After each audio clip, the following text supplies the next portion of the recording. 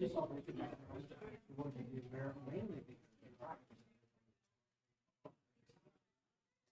even tried to make myself some notes and things.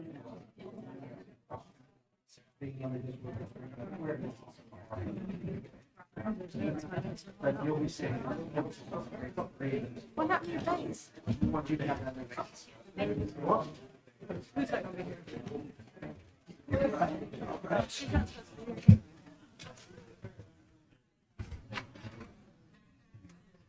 Good job.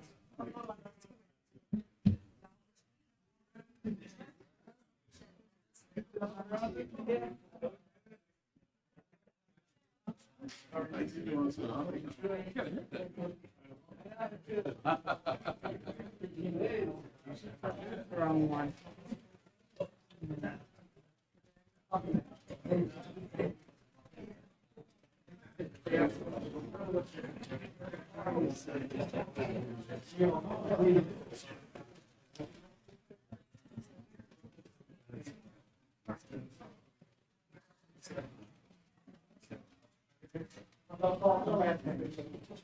We're gonna do this together.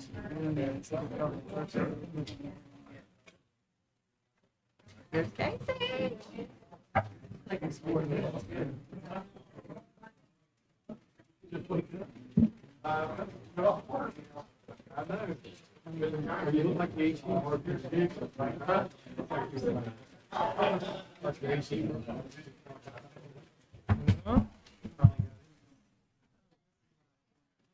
So July 4th, it's gonna be. What's my regular seat?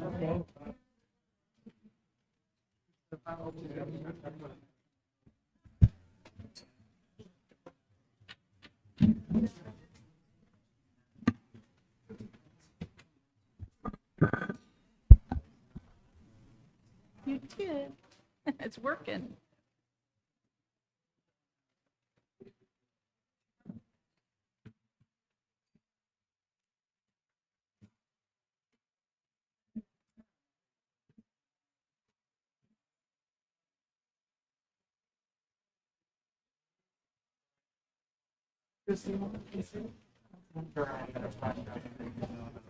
Not the moment one. You know, you gotta ask the appropriate parties.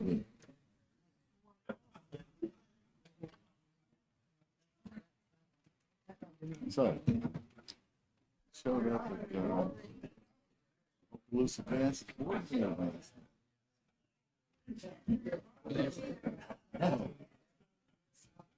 Monty. Oh, what are we doing? Yes. No. Matt's not here again. I think it's now interested in negotiating.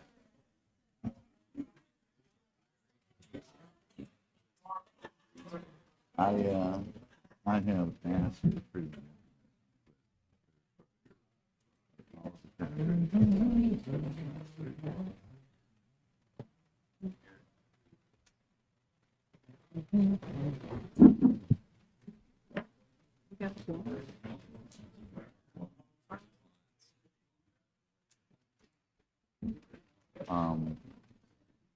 if we contracted with another provider. We don't need this service. Distribution's all ours. If I could have everybody sign in, please.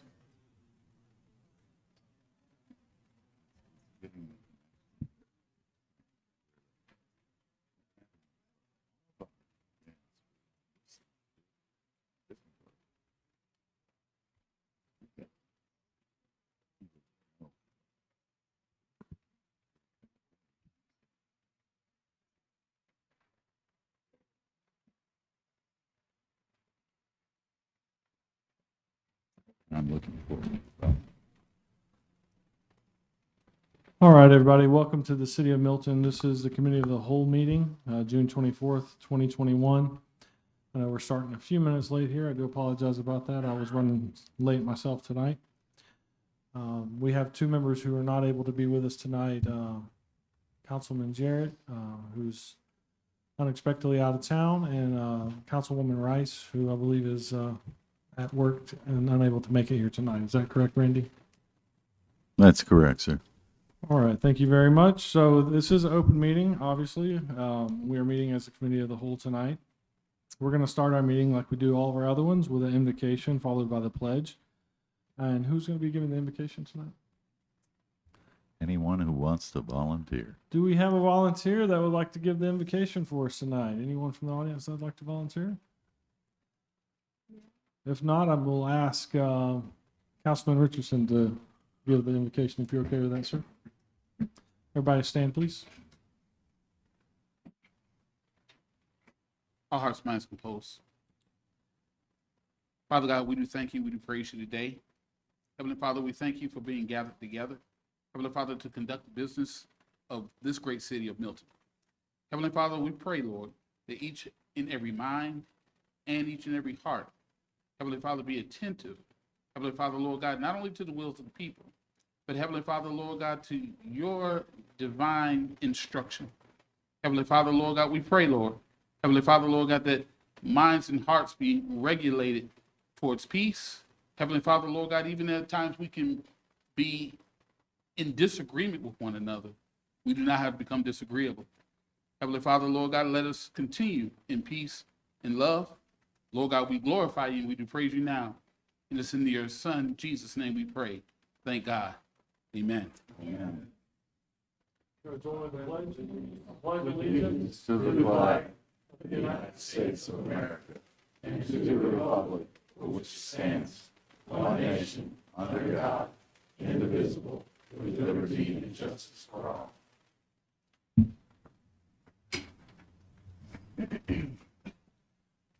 All right, thank you all very much. At this time, we're going to move on to the approval of the agenda for any additional items. I'm going to ask staff if there's any additional items that aren't on the agenda that need to be addressed tonight. No additional items. And now I'll open up for council. If you have any additional items that you would like to add to the agenda that aren't there currently, if you do, please be recognized.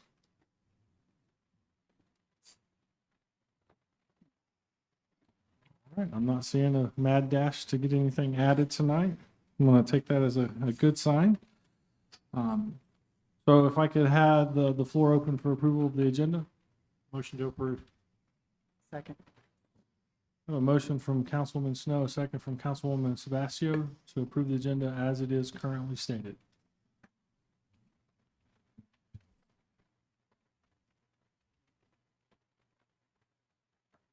All right, doesn't look like there are any objections to that. The votes are all locked in except for mine. I apologize. All right, and it is unanimously passed tonight for the agenda to stay the way it is currently printed. Next thing on our agenda is the recognition, special presentations, and awards. I'm not aware of any tonight. Council, are you aware of any? No. Okay. I'm also not aware of any public hearings or meetings tonight, but I am aware that we do have an invited speaker. So let's move on down to Mr. Holly. And this is, I believe you're going to be speaking about item number 1756, the Stewart Street Hospital Workforce Development Project. Welcome to the City of Milton. Thank you very much. I think the microphone's on then, right? Okay. So, folks, I really appreciate being invited to come back here, and I thank you very much for the time. And for those of you who have heard me speak about the project before, I do have a little bit of additional detail. For the benefit of those who haven't heard me talk a little bit about the project, I would like to ask that an aerial come up of the project area. And for the benefit of the audience, too, I would like to take just a few minutes to talk about what we are beginning to see and why it might matter. And then, of course, I'll give a quick project update that relates very specifically to the backup in your documents. If you don't mind, I'd like to look at the image while I talk. For the benefit of the audience here, you can see this. This area is Stewart Street. This would be the health department. This would be the corner of the high school, the northeast corner of the high school. This is what I think of, or what we all think of as the original hospital, the center of the town, right? And then this is where the prescription was. I love the pharmacy for years. This is the Heritage Trail. This is the Milton Library. This is Chapin Street coming in here. There is some city dedicated right away that comes down into this wooded area. So what we began to see, I think it's very important that we talk about that the genesis of the idea really came from a grassroots group. We know that there are a lot of folks, business owners and others, who are super focused on the downtown area, and we just wanted to maybe add on the discussion about Stewart Street. So as we drive up and down Stewart Street, we really challenge ourselves to think about solutions. So I became aware that the community-based care that was run by Lakeview was leasing the hospital and that they had stopped doing that. So then I began to think, we're going to have a 62,000 square foot building that will be vacant on a critical corridor. So I knew that many of us, when I say us, I knew the city cared about its corridors. I knew that we as citizens cared about the corridors. I knew that county economic development cared about corridors, right? Particularly when we're going north on 87. Oftentimes we begin to think about Whiting Field and its growth. And when we think in the reverse, we think of those nice families coming to see their sons and daughters get their wings, and then now they're coming into our town and we want them to stay for dinner and have celebrations. So we also knew that the school district for years, meaning like 30 years, has been wondering how and where could they expand a workforce project. So here's a little information about that. Laughlin Technical College was started, the construction, in 1981. It was finished, I believe, in 1990. So we're talking about between 30 and 40 years. The campus at Laughlin is full, but it is not full with all workforce training programs. Yes, they are there, but so too is Santa Rosa Online. And in addition to that, the adult high school is there, housed in portables. I didn't know that. I also did not know that as a community, we have been turning away people from the adult high school because we don't have space. That bothers me. It bothers me because I didn't know it. It bothers me now because I do know it. So we have begun to really rack our brains. How can we help the school district? How can we help the city? How can we help the county? How can we come together? So we began to talk about it, and very quickly, a synergy developed. So the first thing that happened is we needed to look in that building, and we needed help with an environmental assessment. So we came to the city and we asked for $10,000. Would you please take that risk? Would you please spend the money? And so I'm very thankful that you all did, and the results were much better than we expected. The benefit of the media and for the audience, about 3/4 of the roof is in super shape, doesn't have to be replaced. That was not something I was expecting. There are a little bit of asbestos-containing materials, but they are in locations that the contractors who were advising us do not feel like it will be a problem to manage that. We then took that information to the school district and presented it. They were not deterred by the information from the environmental impact either, and so they pledged $1 million.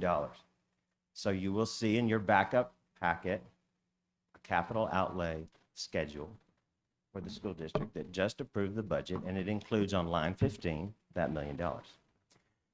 So then we thought, well, let's come back to the city with that news, and let's see if we can't work with the city to procure matching funds.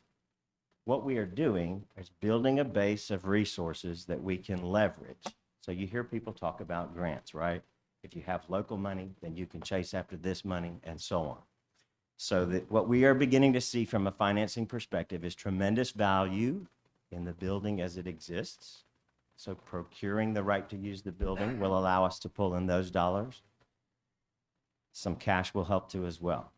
We then will target a funding source like Triumph to continue to do that. Now, special mention, Santa Rosa County's economic development team, Shannon and Erica, working through our representatives, were able to advance a legislative request for $1 million to help in the design and planning of an aviation workforce training program. So you'll hear us talk about aircraft and power plant maintenance. And so I can share with you that our grants department has been invited by the state DEO to begin negotiating the agreement between the two. So those resources are available as well. Now, let's talk about timing on the project, and let's talk about funding, and let's modify tonight's request, and then I'll open up for questions. So as it's presented to you today, we're coming to ask that the city council appropriate from a source $1 million to match the school district's $1 million. I have had a couple of meetings this week since the agenda was published. And so timing is going to be something we need to work together on this project. New construction projects for the school district, the next new school for which they are obligated, we're expecting some cost overruns. So the school district has asked us to think in terms of what can happen in the next 12 months to keep the project moving forward, but they may have to pull that $1 million to satisfy the construction of a new school. So I knew need to tell you that. I talked with the city planners and manager, and I was uncomfortable to come here. I'm excited about the project. It's going very well. There's loads of synergy. I don't like change. I like to go straight to the finish line. I know that we all do.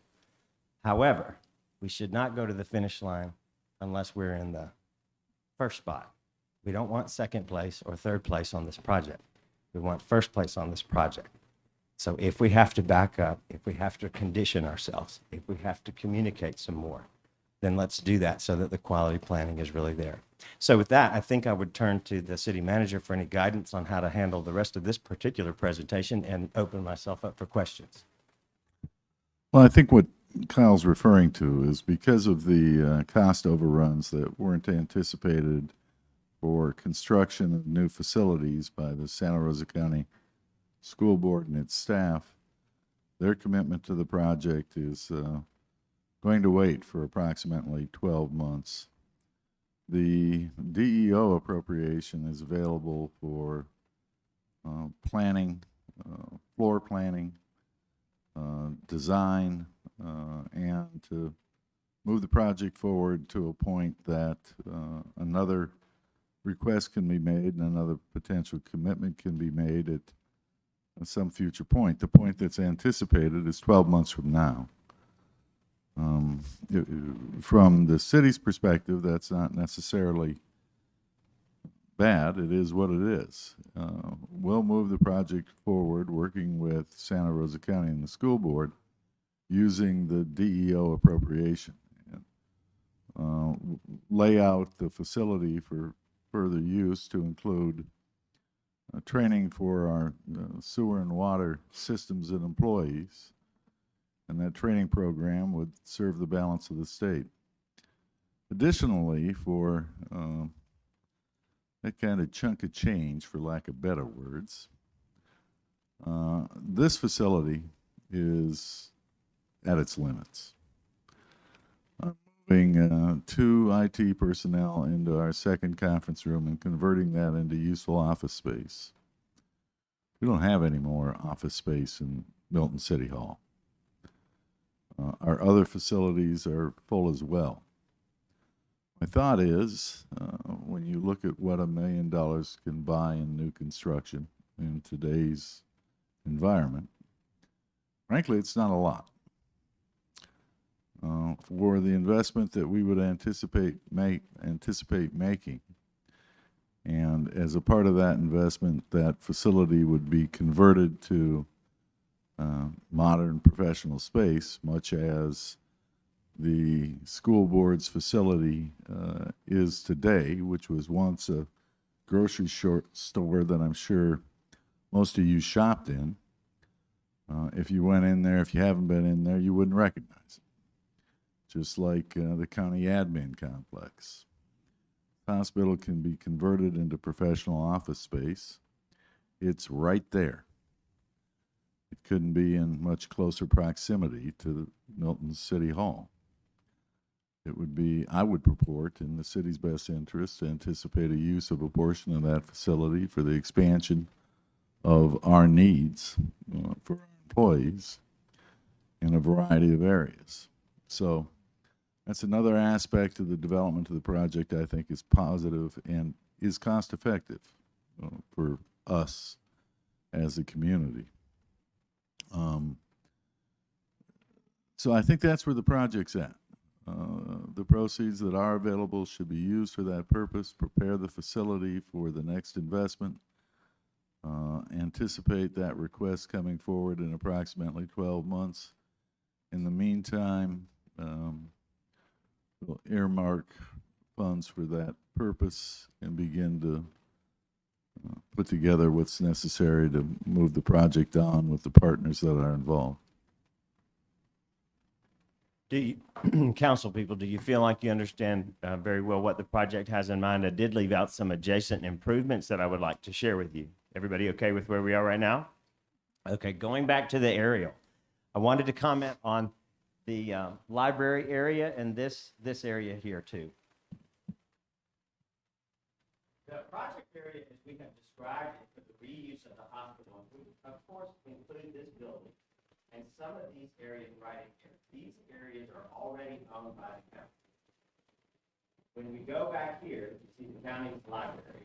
There's a small parcel here that the city currently owns, and so we have asked our engineering firm and survey team to survey this out so that it can be transferred to the county so that we can deal with the whole block. If you've been back here, I would encourage you to go back here. It clearly needs some attention. We should work to remove this vegetation so that we can expand parking for the hospital and really clean it up all along this trail area. There is separate funding in place at the county to make some improvements at the library and make some improvements right in here. So while they are not really part of this project, the two properties are adjacent to each other. So we don't want to be very narrow in our view. We want to be very coordinated and complete in our communication. So what Kyle, could I ask, for the purpose of the audience Yes. that's watching or trying to listen in, if you Sure. could use that microphone? that would Okay, be good. okay. So, should I go back or just go forward? Okay. So I was just going to complete what I was saying by, usually when I'm at lunch up and down different restaurants on Stewart Street or just out talking to people, I like to start with and finish. We really have a chance to clean up the whole block from Stewart Street all the way to Alabama. And I just don't know when we'll ever have that opportunity and partners strong enough to do it. So I thank you for this time. Council, do we have any questions? Kyle, I appreciate all your vision on this, and especially looking just outside of the initial project, because I think you just stated, when are they ever going to come back to it? And it's a great time to go ahead and address both of it, or both issues, all in one swoop, and I think it's going to be an asset to the city of Milton and to our citizens. So I appreciate all the work. I know you're doing a tremendous job with all the different groups that you're putting together here. It takes a lot, and I want to thank you for that. It's my pleasure to do it.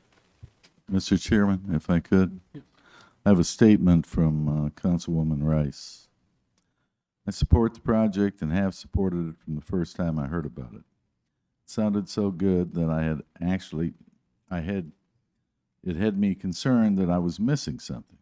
So, as an exercise, I tried to talk myself out of it. I cannot find any reason not to support this project in any way we can. I cannot think of a more gracious way to serve the community than fostering an environment of opportunity and hope. Thank you. Thank you. Anyone else have a comment? Councilman Richardson? Sorry. Yes, sir. You mentioned that Santa Rosa County School District has already given 1 million or set aside $1 million towards this particular project. And yes, I do stand behind this particular project. You said that you would like to see matching funds from the city at $1 million. Where would we procure this $1 million from? Would it be from taxpayer dollars, or is there a pot set aside, or? We're working Just for on me. that. The other thing, one other thing before I forget to say it, I just want to say that our area legislative delegation was critical to the $1 million request being successful. So we need to thank those individuals for their work. They obviously brought $500,000 more to the treatment plant in Lockland Lake individually, and also were instrumental in leveraging these proceeds. Yes, sir. Excellent. Councilwoman? I as well am very pleased about this. Anything that's going to help businesses, it's going to help students, it's going to help our military. I'm very excited. So and we've had discussions, so I'm really happy about this. I really appreciated it. These kinds of projects take a lot of work, a lot of self-sacrifice. I'm willing to do it. I'm willing to do it because what I see and hear from you all when outside of these chambers, and what I see and hear from the residents is, do it, try it, let's go, let's go, let's go. They get it really quickly and they want it to happen, and I really want to follow through and do what has to be done for the project to happen. So, and I really can't thank Randy enough and the leadership here. Ed has been excellent. Andrew has been excellent. It's just the service that we're providing together to the district to recruit them and their investment has been outstanding. I did not know the partnership could be this strong and this deep. It's excellent. Thank you. Thank you. Any other comments? Well, before I take your comment, can I just ask you a quick question of Randy? So if I understand tonight, we're not seeking for any official action at this time? We're not. Okay. I just wanted to clarify. Go ahead, sir.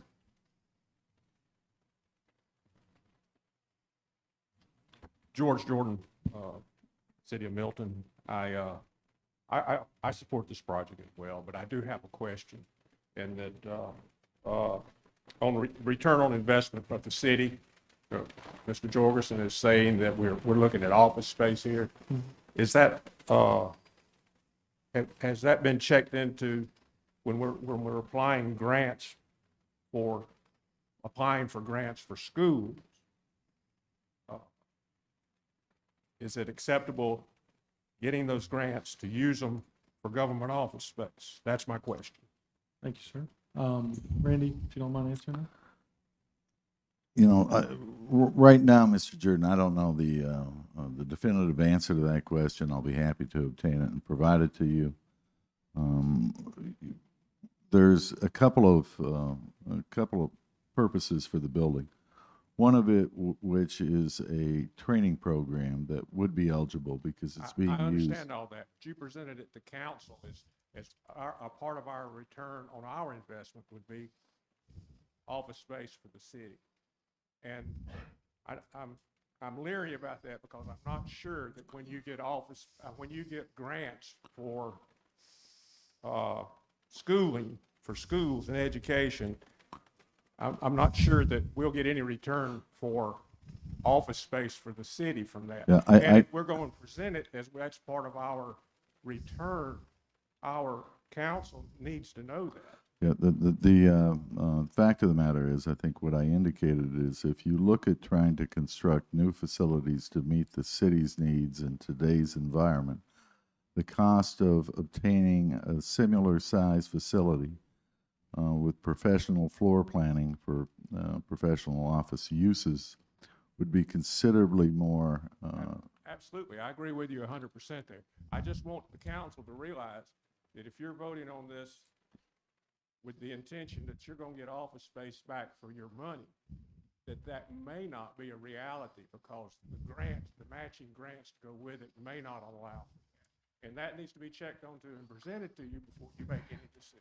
Mr. Jordan, Thank you. I appreciate your points you're making tonight, and that's one of the reasons why I was asking if there was going to be an official action tonight. I think that my understanding from what Mr. Jorgensen was saying is that it is a potential return, and by potential meaning that we don't have the full information yet, and that would be my understanding of that. But I look forward to the further exploration on the things that we could do. As of right now, we're not officially being asked to pledge money tonight, due to some circumstances and needing to know timing and how we're going to do that. So I appreciate the ideas being thrown around and some potential shared usage of the building, but that would all be dependent upon all those timing issues we were just talking about, I think. Yes, sir. I'd like to make a comment. George, that's a good point, but my idea would be what I've heard from recruiting companies and businesses in Santa Rosa County has been the lack of training for our workforce. And I think just by bringing this type of facility in is going to make this a worthwhile project in the end. But I agree with you. Understand. I agree with you 100%, and I think we need to move forward with the project.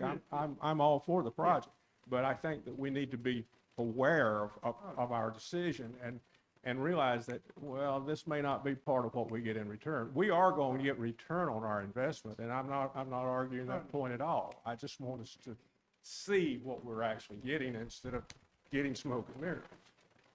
Thanks, sir. I think Thanks there's for going to be a asking. lot of things put on the table, and there's going to be a lot of movement, a lot of moving parts here. And, you know, we're going to step left and right, whatever we have to. It's a large project. There's a lot to it. So let's wait and see what the details work out. And we will, like Kyle said, let's get to the finish line, and we'll get there. It won't always be smooth. We'll have some bumps, and we'll work through those and keep going. So. Teresa Messick, and I live at 6830 Pine Street in the city of Milton. I also support this project. Kyle, my question to you is, you said $2 million? I heard 2 million. I think I can answer that really quick. I think he was expressing $1 million and then was talking about matching funds. Well, I know the school district was going to match, and then you're asking the city. I was wondering, is the county going to participate in that too? Because I was going to say it could go 3 ways, which would be about $667,000. And I heard the governor today sign something in place that instead of just colleges and degrees, where kids were getting degrees and they weren't even getting a job, they were working at a local whatever, they were pushing more for technical. And this is going to be good for our kids to do this. And it isn't, the question that George asked, I totally understood that, because the city needing the space, are we going to be able to have these grants and be able to match them because a certain portion of that is being utilized for something else? I totally support it, okay? But that would be a question that it would be nice if you had 3 participating, because the county's going to benefit too. We have people from Pace and Navarre and everywhere that's benefiting from this. That's my question. Thank you. Yes, sir. Go ahead, Mr. Holland. So these are excellent questions, and it just brings us to the natural evolution of the conversation too. And so I would like to spend a few more minutes on that too. So first, I want to go to the second comment Ms. Messick made. The governor had an excellent press conference today in the Tampa area talking about workforce signing bills. There will be now the creation of a reimagining education and career help office inside of the governor's office to look at career source and to look at workforce, and very strong on technical colleges. And so the truth of the matter is there is really no better time for a workforce project than now, locally, at the state level, and nationally. I mean, all folks are coming into the discussion about workforce from the left and from the right, and it's just a super, super time. So let's go back to the first part of what she said. So here's my thinking, Ms. Messick. I'm thinking $1 million from the state to begin with planning. At some point, maybe say within 12 months, $1 million from the school district potentially, $1 million from the city potentially. Over the course of that time, the county will be looking for resources too as well internally to see what can qualify. And we will have to do some assessment. You know that there's a big conversation happening about sewer. That's a priority. You know that there's a big conversation happening about stormwater. That's a priority. Once those things are assessed, generally speaking, the staff recommendations with regard to community investment, it's likely to be in line with workforce. Everybody needs to go back to work. Small businesses need people to show up to work. It's just really what this is right now. So yes, the county was considering how it can best be a partner. What it's doing at the moment is allocating my time to work on it, and I'm thrilled for that opportunity. So yes, ma'am. Yes, ma'am. And it will take all 3 of us. It will take the city, and it will take the county, and it will take the school board to deliver just a great project. And so I thank you again for the time. Thank you, Mr. Holland. We really appreciate your presentation tonight. I think that it's important to have these type of updates to where we know what's going on, even if it's not something that we're doing an official action on. Just keeps us informed and knowing where the project is going and how we can help. And that help may not be right now, but that help can grow over time as we're able to actually be involved in the everyday project. So we appreciate it. What you've done for me today is just reassure that we should keep chasing the project. That's what it has to be. If we if we don't buy in as individuals, you know, with our whole selves, then a thing like this won't make it. But what you've shown me today is that you want it to happen. I want it to happen, and so we will chase it. Thank you. Thank you very much. We appreciate that. Great presentation, and just for everyone's edification, that was for item number 1756, and because we've kind of addressed it and I've verified that there's no official action needed tonight, we won't readdress it again later in the agenda. So I just wanted to make sure everybody knows when we come to that, we're not going to address it again. I appreciate all the interaction with our citizens and the questions they had. There are always good points, and we appreciate that. So our next item on the agenda is persons to appear. Now, I do have one speaker request form. Mr. Cusack, I know this is about an agenda item later, if you want to wait or if you want to speak to it now. Okay. All right, sir. I will make sure that we get you up here as soon as we get to that agenda item. I appreciate it. So we're going to actually start on the agenda items at this point, and we're going to be starting with item number 1746. City Manager, if you could take that for me. Sandra Woodbury is our grants manager. She's working on our accessing these proceeds for purposes to be identified by council. Right now, we have them earmarked for the wastewater treatment plant if they need to be used for that purpose. There may be some discretion, and we're working on developing what the degree of discretion may be. Sandy? In the agenda item, you have two forms that we're going to be required to sign in order to get the American Rescue Plan funded, the first phase of the funding and the second. So if you have any questions, they're just the standard agreement items, and then you have your Title VI assurances that you have to sign. The specific request is for authorization to execute the instruments in order to access the proceeds. The first allocation will be 50% of the total. The second allocation will be approximately a year later for the other 50%. You can see the award amount to the city of Milton. That's $4.42 million. It's a variety of purposes it can be used for, but anything water related is eligible. Council, do you have any questions? Motion to approve. A motion- Second.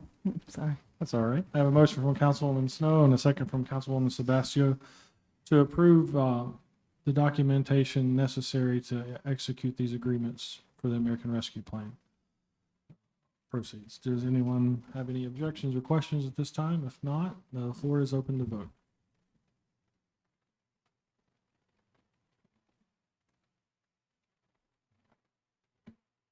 All right. Thank you very much, Sandy. We appreciate your input, and I'm sure if there's any questions by any of us, we'll be reaching out to you for those answers. Thank you.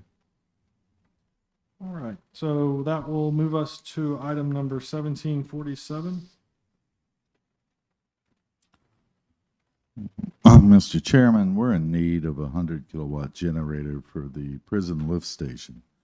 Right now, we have literally taken a generator from another facility and placed it on site at the prison lift station. And it is what is operating there today. This is not a want or a desire. This is a need. We bid the generator, and we'll go down to the bid tabs. There's the three bids that we received. Staff's recommendation is for the low bidder, Bill Smith Electric, Inc. You can see the total cost that they've provided to us for the generator itself and remove the old and install a new. It's about $44,000. We ask for your consent to move it forward. I got a question.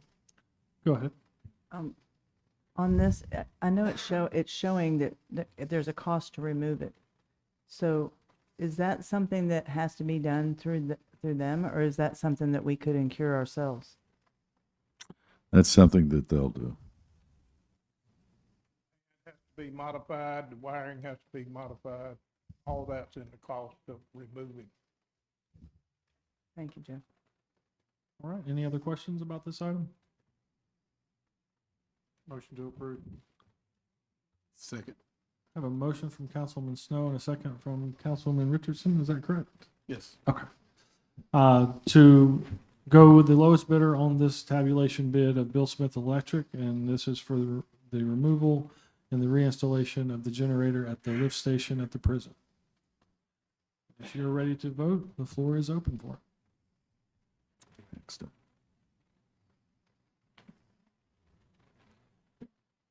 And that's unanimously approved to move forward.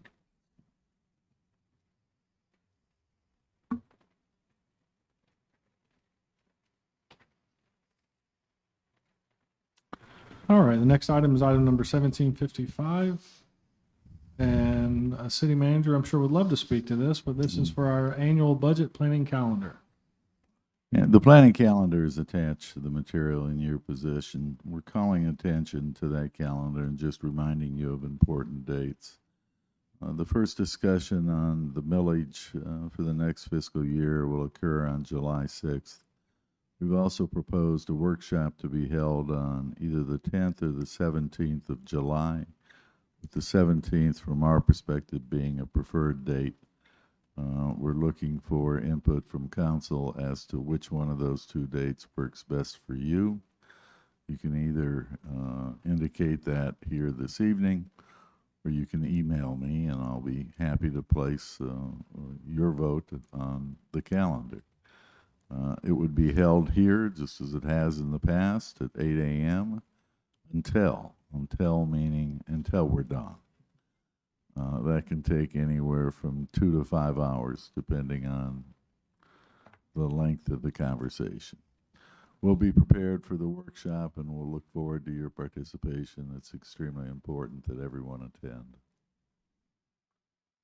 All right, council members, if you'd like to indicate a preference tonight, you can. If not, you can reach out directly to Mr. Jorgensen on a preference on timing. I'm good. I'm good for the 17th. A couple of votes here for the 17th, sounds like. 17. All right. Well, I've got those. Okay. David's looking at his calendar. I work during the day. Yep. It's a Saturday. It's a Saturday. Oh, that's a Saturday. I was thinking it was a Friday. It's a No, Saturday. that's a Saturday. Okay. Thank you. Well, just based on the number of people that have indicated that that works for them, that'll be the date we establish. Thank you. All right. Thank you. That made it quick and easy. And again, this isn't something that requires a vote. This is informational item to let us know that we need to start preparing for this and get the dates nailed down. Sounds like we've made some strides tonight, so that should make it a lot easier going forward. The next item that I have on the agenda is item number 1749, and this is under economic development. So I would love to invite Mr. Spears. Okay. Yeah, we're taking straws out there, I see. So come on forward and tell us about the economic development items. Good afternoon, Mr. Chairman, members of the committee. Our item 1749 is a special event permit for the Coming Clean 5K Run Walk. This is an event that's proposed to be put on by West Florida Baptist Church. We have with us here tonight Mr. Joel Beck, who is the youth pastor at the church, and he is the one organizing this event. So I'll let him explain the specifics to you. Welcome, Mr. Beck. We look forward to hearing from you. Thank you. This is my first time at an event like this. I'm very excited to be here and be a part of this process. The Coming Clean 5K, there's a summary for it. It's an event that is designed and sponsored by West Florida Baptist Church. Its purpose is to raise awareness for the addiction recovery program that West Florida Baptist offers. We know and understand that 1 in 4 people currently are dealing with addictions and trying to recover from that and struggling with it. And so we have a program that's offered free to the community. And so our purpose and design and goal in this event is to raise awareness for that program. And we want to make people aware of the resources that we have available to them. This event is on August 28th, 7:30 in the downtown Pensacola area, the festival and Riverside area. The race, I believe you guys have a copy of the route, and it's going to be using mostly sidewalks to mitigate for safety and things. We've kept people out away from busy intersections along the route. We'll be using Russell Harbor Park as well. It's an out and back race. It'll finish and start and finish in the downtown Pensacola area. All right. Any questions for Mr. Beck? I don't see any questions. Could we look at the rest of the form on the screen? I'm sorry, I can't seem to.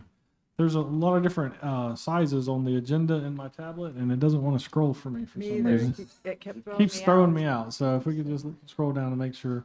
So this is for the special event permit application. Of course, the site map and the run route was on there.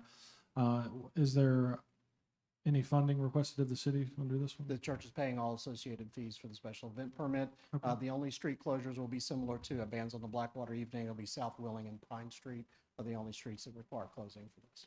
Okay, thank you very much. Council, I didn't mean to jump in and ask the question, but I just wanted to make sure we could see everything here, and I'm having problems, so I'm sorry. Any other question from council? The floor is open if you'd like to make a motion. Motion to approve. Second. I have a motion from Councilman Snow and a second from Councilwoman Meese. Any other questions?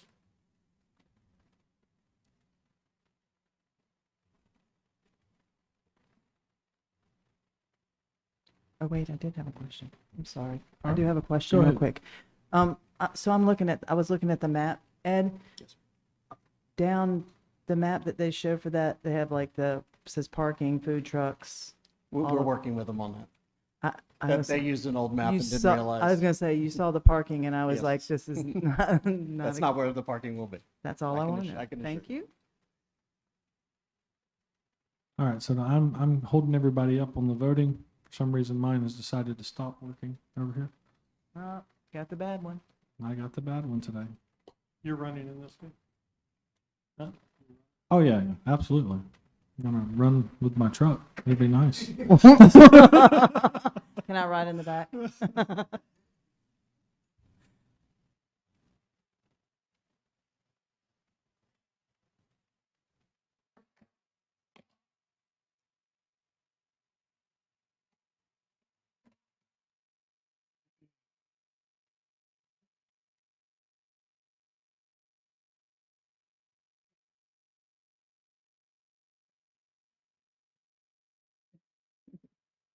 All right, sorry about that. Technical difficulties on my little clicker here. So that is been approved unanimously to move forward. We appreciate it very much. We're looking forward to the event. I think it's a great event, and it's always great to see more community events being put on by members of the community who are having very worthy causes that they're trying to put forward. So we appreciate that. Mr. Spears, you can go ahead with the next item. Thank you, Mr. Chairman. Item 1750, it's funny to think we just finished the Mardi Gras with our shifted schedule, but it's time to start planning again for the next one. And this is a special event permit for the 4th annual Milton Mardi Gras Parade, expanding this year to a 2-day event. They are requesting in-kind sponsorship in the amount of $3,400 and a cash sponsorship of $5,000. That will make the city one of the highest level, if not the title sponsor of the entire event. We have with us tonight Mr. Patrick Fitzgerald, which you are very familiar with, and I'll invite him to come forward.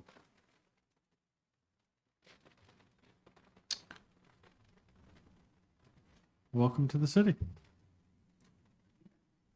I told them I had an award, so they must have missed it, but I do have a plaque for you guys for the support for last year's parade.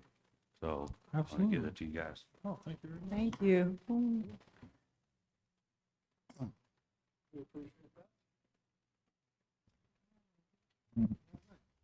Could we get a picture? Yeah, absolutely. If everybody would come down and stand in front of the seal, that would be appropriate. Take a picture, Brett.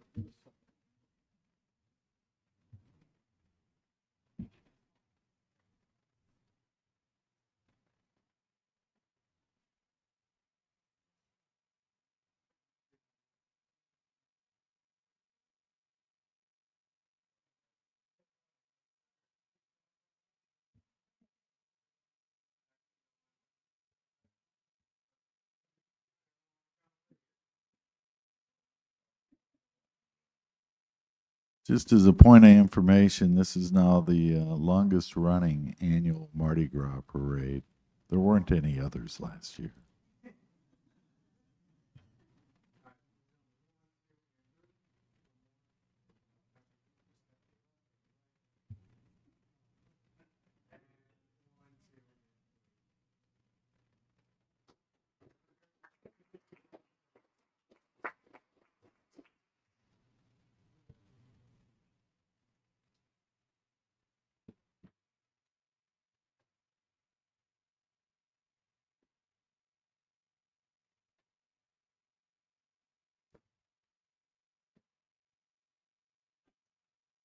We've got the fun stuff out of the way.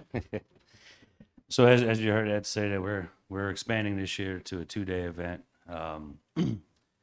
So on February 11th, we'll be doing a big kickoff party, which is going to start off with at around right around 6, with bringing all the floats that will be here on Friday. I mean on Saturday, bringing them all downtown, lining them up on Pine and Willing, and we'll have a priest come through and they'll bless the floats and the crews, kind of like they didn't do this year in Pensacola. So we're going to try and do it here. Then after that's over, they'll enter the fenced-in area, because it is the Friday night is a ticketed event. It's only a $10 ticket, and we'll have 3 national touring bands coming in. If you were there last year, it's going to be a lot bigger stage, and so the stage has to be moved to the gravel parking lot because it's way too heavy to go onto the grass. And then that'll probably run to about 11 o'clock, and then we'll kick off the parade an hour earlier this year. We're trying to start it at, I think it's 4 or 5 o'clock. I think 4 o'clock this year. And we're changing the route just a little bit to shorten up the parade, since we added the streets downtown and through the after party venue, the Jernigan's Landing. So we're going to try to start it right at the high school on Raymond Hobbs. It'll be the new starting point. Then it'll follow the same route, go down Stewart Street to Berry Hill, and then Berry Hill to Willing, and then it'll end right at Pine and Elmira. So the judges' stage will still be the same. I need the city stage for that to go right at the Whacked Out Wiener. And then after the parade's over, we got the after party, just similar to what we had last year. Just a little bit bigger band, a lot more. Now we can have more vendors this year, since we had to cut it loose last year because of COVID. And so since it is a 2-day event, the funding is a little bit more than it was last year. So that's what we're asking, for $5,000 instead of the $3,000 from last year, because everything is getting more and more expensive every year. And we're trying to get more outside funding, not to come to you guys and ask for a ton. And then the in-kind, which puts you guys at the highest level of sponsorship for all our sponsors. Sandy and Bubba's is already elected to be the title sponsor of the parade itself. That you guys will be the 2-day Jernigan's Landing event title sponsor, and it'll be put on the stage. It'll be, in all our literature and all our Facebook and all our commercials on TV and radio. So. I want to thank you guys for the last 3 years for the support you guys given me, especially last year. Last year was a rough one. We fought it and we made it, and it was a safe event. And I think the numbers went down after the parade, and we proved that we know what we're doing. We do it safe, and we could continue to make it a family-friendly event for every year, hopefully for the next 20 years. You guys have any questions for me? Council, any questions? I will. Question. And no, the question is not about COVID. Go ahead. You say that the second day is a paid for event, as far as like $10 per person. Yes. Okay, and the proceeds from this particular event, does it still go to the Ronald McDonald House? Yes, it's going to go to Ronald McDonald House, and a portion of it will go to the Santa Rosa Kids House here in town. We're taking on an extra charity this year. Okay. So, and we are working on getting our 501c3. Hopefully by the parade time, we'll have that as well. Also, like some of you guys are business owners on the route. And I know we talked to a lot of businesses in around the town and city that some of their best days came from that parade.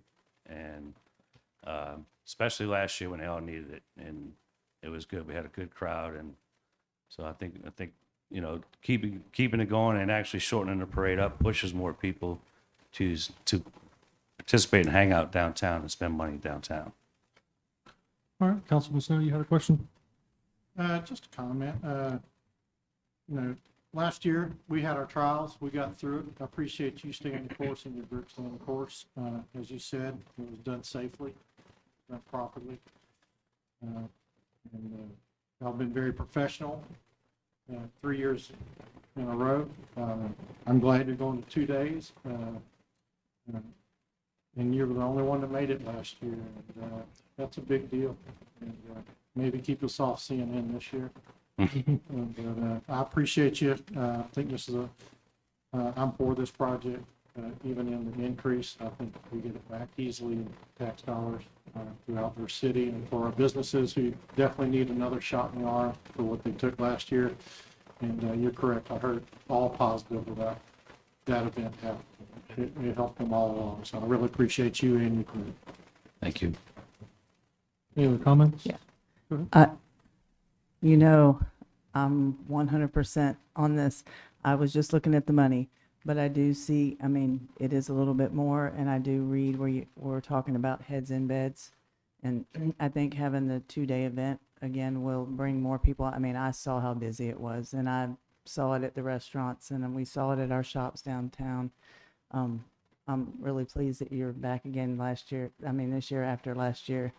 But like I said, yeah, watching the money, but again, for the heads in beds and the money that's going to come to the city, I'm all for it. So thank you again for coming back. We are working with a few hotels and trying to do ticket partners with them to put more heads in beds in town. So, and here in the city and also out by the interstate. Absolutely. Well, I didn't hear a negative comment last year. Everybody loved it. I appreciate you doing it and standing firm and to your beliefs. And we came out of it and we didn't go up in numbers. And it was wonderful. And I'm excited about the 2-day thing. I'm 100% behind it. And I think the economic growth is going to be fantastic for those 2 days for the city. It's growing every year, seeing more and more people. And then having COVID with as many people that showed up downtown was phenomenal. So it just, what's going to happen in the next few years to come, it's going to turn into something pretty big here for the city. Absolutely. Any other comments or questions? Go ahead, sir. One more. I just remember one other question that I had. You changed the time of the parade. You moved up to 4 o'clock. Is the reason for moving up 4 o'clock is so you have more daylight? And more daylight and more, see, when it gets so late, the kids zone, we have to shut it down at 8 o'clock. So it only gives the kids zone 2 hours, and it just gives more daylight, more time for people to enjoy. And it's, you know, because if the band's playing, they don't want to have to go home early. So this makes it a little more time for everybody to spend downtown. That's what I thought. I believe everyone's asked a question now. Is there any other? No? What, can I make a motion? Absolutely. The floor is open. I'd like to make a motion to accept this. and I'll move second forward. it. All right, so we have a motion for the current proposal for this year's event by Councilwoman Sebastio and a second by Councilwoman Neese. And of course, I think Ed has made sure to work with Patrick on this to make sure you're coming to us before the budget process so that we can try to get this planned out. So I do have a motion in a second. Are there any other comments? Ed, you look like you were waiting to say something. You could ask us something. We'd be more than happy to pass it along. Go ahead. The question to you, Patrick, is I'm glad the charity that you do, the McDonald House and the Kids House, how much of do they get those proceeds? Because I totally support both of those facilities. So the question is, how much of the proceeds go towards those? It's roughly 25%, but we also, the money that we make from the parade goes into an account, and any time of the year they call us and ask us for anything, and you can call them and vouch for them, we buy it for them. I said they just needed a dishwasher, $700. We bought them a dishwasher, put it in. We went and installed it ourselves. Anytime they call a need for us, like the 5K run that they got coming up July 3rd, we all donate. I donate. My business donates all the services. Any waters that needs, we purchase it. So anything they need throughout the year, we never turn them down. So it is 25%, but it gets to be a lot more than that. But the cost of this event is very expensive. We don't make a ton of money on it. Thank you for that question and for that information for everyone to know. So again, there was a motion and a second. And if you would like to express your wishes now. So it was unanimously approved to move forward. Thank you, guys. Thank you very much. It will go forward in our agenda as far as the executive and council meeting before everything's set in stone, but right now it is approved unanimously. And just to let the committee know, Patrick's been very responsive. The issues we had with some livestock at the pre-parade area, he's been very open in addressing those. And the city manager and I definitely appreciate a shorter route that we have to walk at the beginning of the parade. So in other words, no more horse. Yeah. No more Thank- horse problems. Thank you. So, thank you all very much. Well, there is another church on that road too, so we still So- need to keep it in mind. There will be all no the- horse problems. this year. Okay, I'll tell you, I get it. Either that or there will be no horses. So one or the other. Well, that's a good thing. All right, I think you still have one more item there, Ed. Mr. Chairman, that item has been pulled Oh, on the, never mind. on the request of the principal.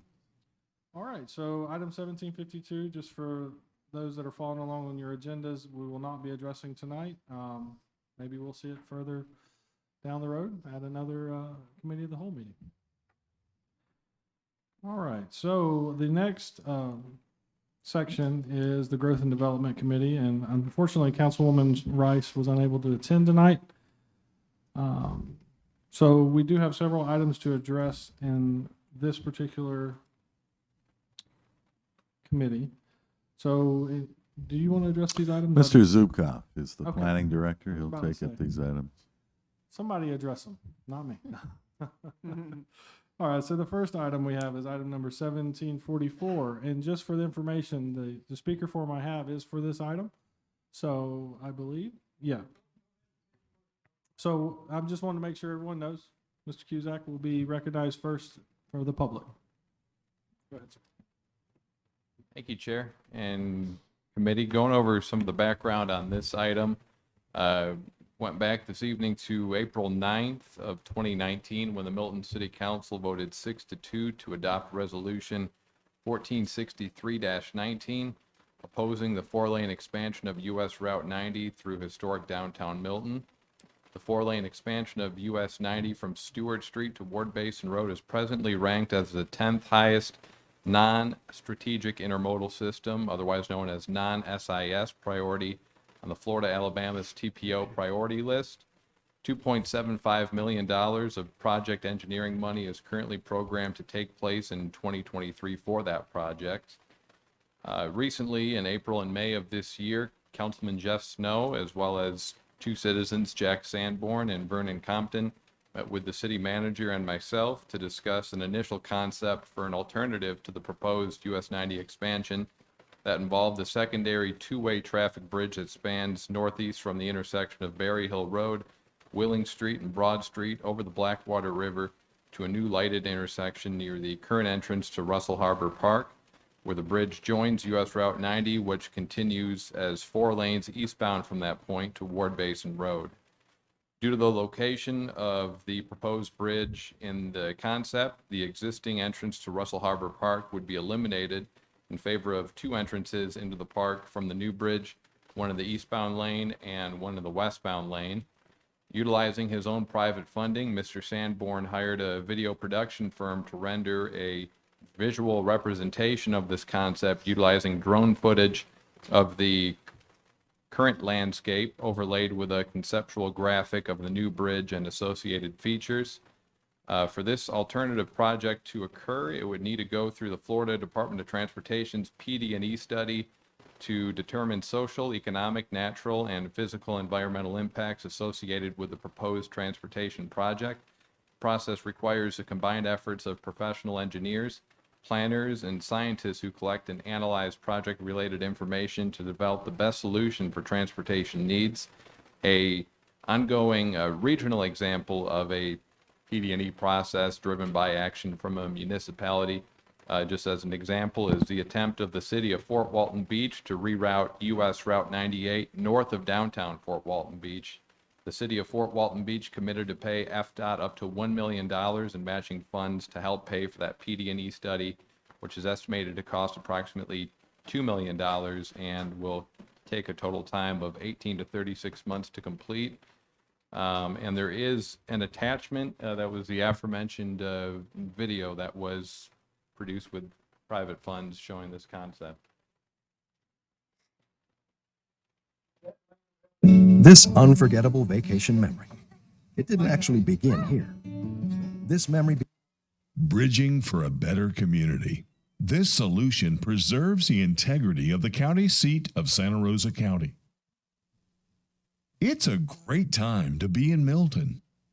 This project has several distinct advantages over a 4-lane. It would get everyone on the same page. It could be done in half the time. It would protect and preserve the historic district and the heart and soul of Milton. The cost would be significantly less with minimal right-of-way purchase. There would be no interruption of business during construction. There would be no street widening and no ugly retention ponds in downtown. If an accident occurs, the traffic can be routed to the other bridge. As it stands now, if a 4-lane bridge has an accident, all lanes close. It helps create grid, protects grid we already have. It follows the Complete Streets program. Milton is the county seat of Santa Rosa County. It's a great time to be in Milton. Bridging for a better community.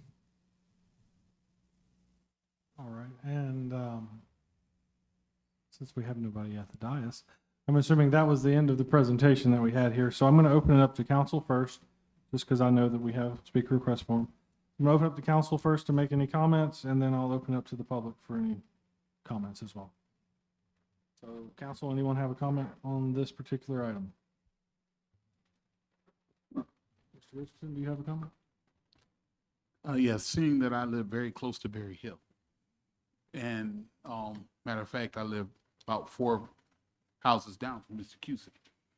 And Berry Hill, with the amount of traffic that it has even right now, is very difficult to get out of coming off of Alabama Street, let alone living on Berry Hill with other people right there in that residential area having to come into the traffic.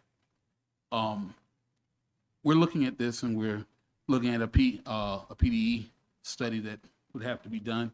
We're seeing that Fort Walton had to contribute $1 million in matching funds to DOT for the study, and we're actually looking at other things for our wastewater treatment plant. We're looking at the things for the to build up the school district plan that we talked about earlier today, and to go into another study.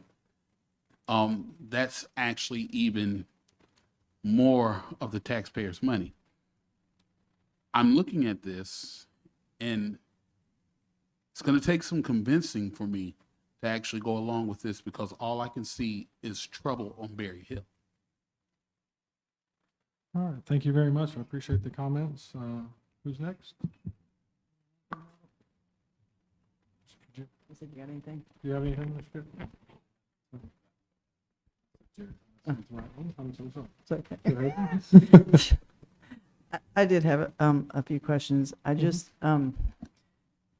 again, my business is right down on Willing Street, so I sit outside a lot when I'm not busy, and I see a lot of the traffic that comes in the coming over that bridge. But when I sit there and I watch the traffic, most of it's turning to the right onto Willing Street. It's going to Berry Hill already. They're already, the majority of the traffic that comes and turns right there, they're all taking that right, going Willing Street, getting to Berry Hill. They're all going that way. So by splitting it up like that, and you've got that traffic still going on 90 and going on Berry Hill, those ones that were already turning are already going to be on that side. It's going to cut down the traffic on 90. I've always wondered why there wasn't another bridge on the other side. So my thoughts are that this could work without ruining our downtown. Thank you. Councilman Snow, do you have any comments? There's going to be a lot of information put out in the future on this. There's not a perfect answer for 90. I wish there was. Not everybody's going to be happy with it.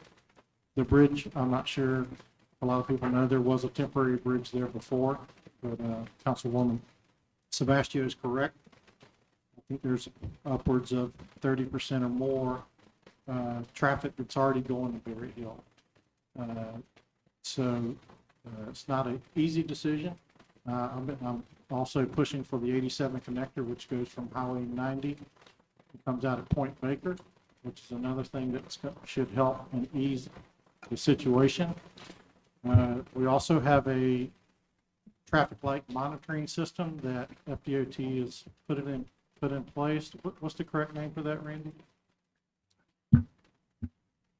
Monovision. That's basically where there's a control room, and this is something that we hope to enact in the very, very near future. And I think we're in the staff is in process of securing. It's in the capital improvements plan for the next fiscal year. So that basically they will monitor those lights during peak hours, so we could get some relief now on 90. And they'll be in a control room, so if they see the need to go ahead and switch the light to green to push traffic, it'll help it now. So we're not looking for just this solution, we're looking for multiple solutions. So, and I do support this project.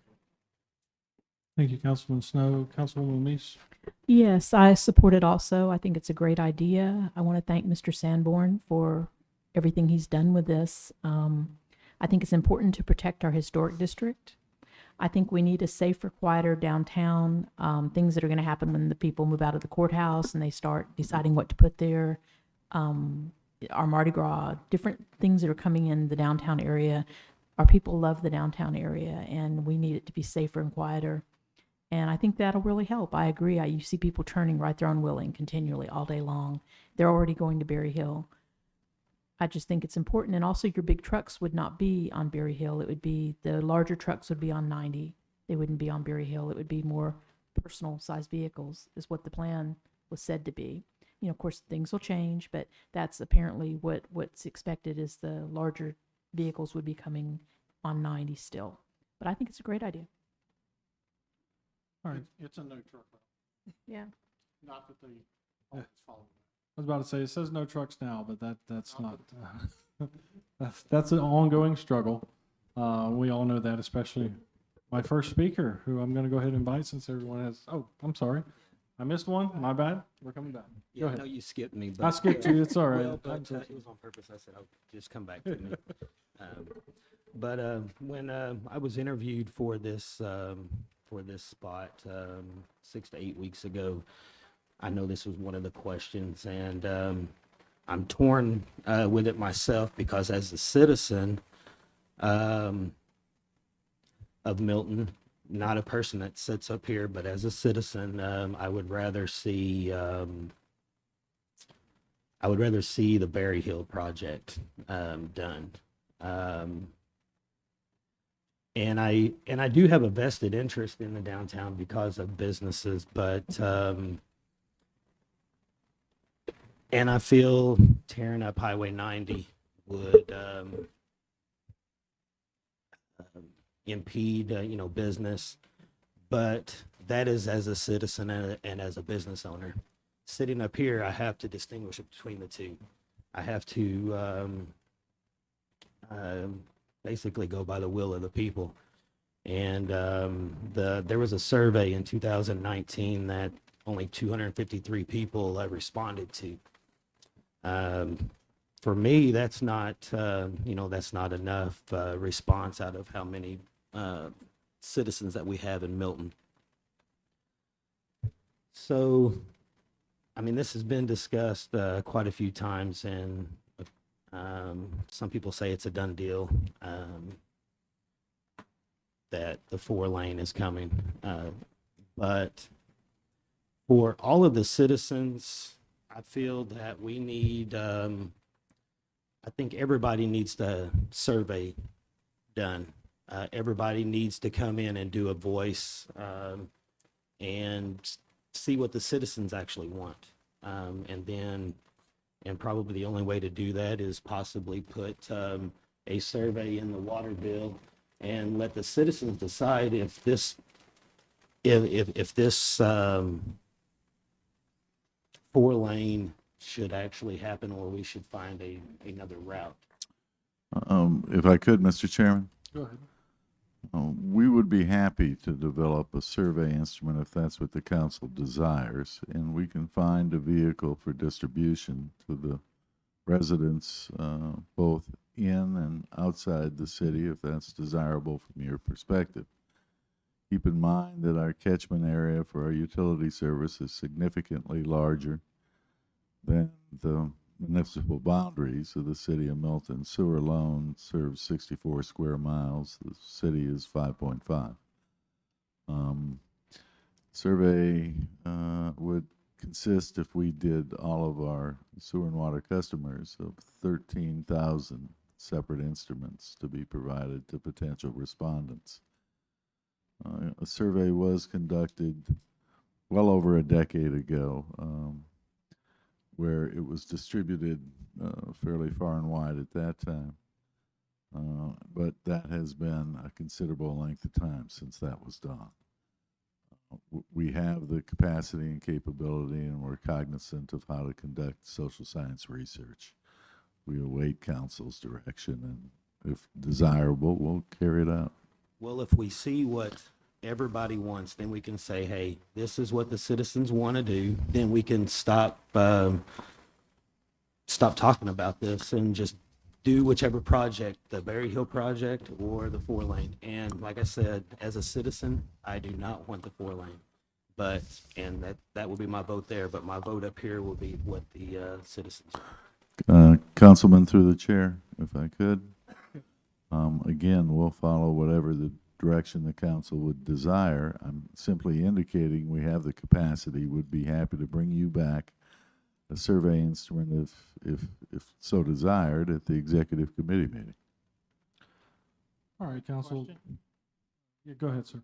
I'm all for the survey. I think it needs to be limited to the residents of the city. We're vested, we live here.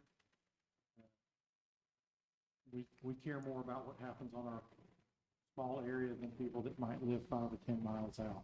So I would suggest council take a close look at that, and we keep it to city residents. I agree. I agree as well. All right, council, I'm going to open up for the public to speak, but before I do that, I just want to say that this particular item, the recommendation is awaiting direction. So it sounds like there's some direction being given by council. So I'll just ask you to think about it as we have the public speak. And if someone wants to make some motions at that point, I would open the floor for that. But now I'm going to open the floor for the public. Mr. Cusack, you're my number one. And I have 3 speaker request forms are going to go first, and then we'll go to you. Go ahead, sir. My name is Mike Cusack. I live at 6768 Berry Hill, which is at the corner of Alabama and Berry Hill. I've been in front of this council for 3 years now, talking about safety on Berry Hill due to traffic. Okay, I made a pitch. Thank you to Mr. Jorgen for putting the speed signs up. That was a start to help slow the traffic down. But again, like anything else, when it's not enforced, people don't obey the traffic laws. This proposal, you're trying to tell me that it's not going to increase Berry Hill traffic on Berry Hill for a residential neighborhood, and you guys are telling me, well, it's mixed use. Well, there's a dentist office and a church. Okay, the rest of the people, my neighbors are sitting here too, that lived in their home next door to me for years and years and years. And it's ridiculous if you guys kind of make a pitch that it's not going to increase traffic. I don't know where you get your information from, but Mr. Sanborn's pie in the sky video is garbage. Excuse my language, but I don't mean to insult them, but that's all propaganda. The FDOT has already approved the 4-lane. You had a councilwoman, Ms. Johnson, go before the board, before the DOT, and they vote, and with a pitch, and of course, they voted for the 4-lane. And I hear about, the walkability of Milton downtown, this and that.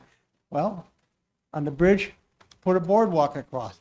You guys can't slow the traffic down on Berry Hill now, and you're going to increase it 3-fold, 4-fold. If you don't think it's going to increase, you're crazy. When people come on 90 and they come to Willig Street and it's backed up on Willig, go in this direction, instead of trying to turn and cut up, they'll go straight, right? So it's not safe. Every Saturday morning there's bike. You see them, the guys riding the bikes, right? Going to get killed. They won't even be able to deliver mail. These people are not going to drive 25 miles an hour. And if you think they're going to say, oh, let's see, where's my choice? Oh, the bypass, where I don't have to ever stop until I get to Stewart Street? Or do I go on 90 where I hit all the traffic lights? Well, that's a no-brainer, right? People are going to take the bypass. And I'll live on a freeway. So I guess we can change the name of Berry Hill then to alternate 90. You can cancel the Mardi Gras parade because they won't be able to use the street anymore if you guys think this is going to go through. But you're going to ruin a historic neighborhood. It's an historic area. My house is not historic, right? But everybody else is on that street. And you're going to destroy a neighborhood with this, and it's going to be unsafe. You might as well close the Blackwater Trail because people won't be able to cross it. That's done. That'll be done and over with, just so you understand that. Because people don't slow down for the people trying to cross now. The makeup of the neighborhood is changing, right? Us old guys, right? It's the makeup of the neighborhood. I see more and more people now walking dogs, kids up and down the sidewalks. We're going to get the sidewalk extended from my driveway down to Stewart, which is a good thing. But you understand how unsafe it is right now? You can't cross the street. Sometimes I can't get out of the driveway. You're coming off of Alabama Street. You can't turn right or left because we don't have any traffic control there. We need a stop sign there. So these people that lived on Alabama now down this direction can get out, right? And then Canal Street, people use that.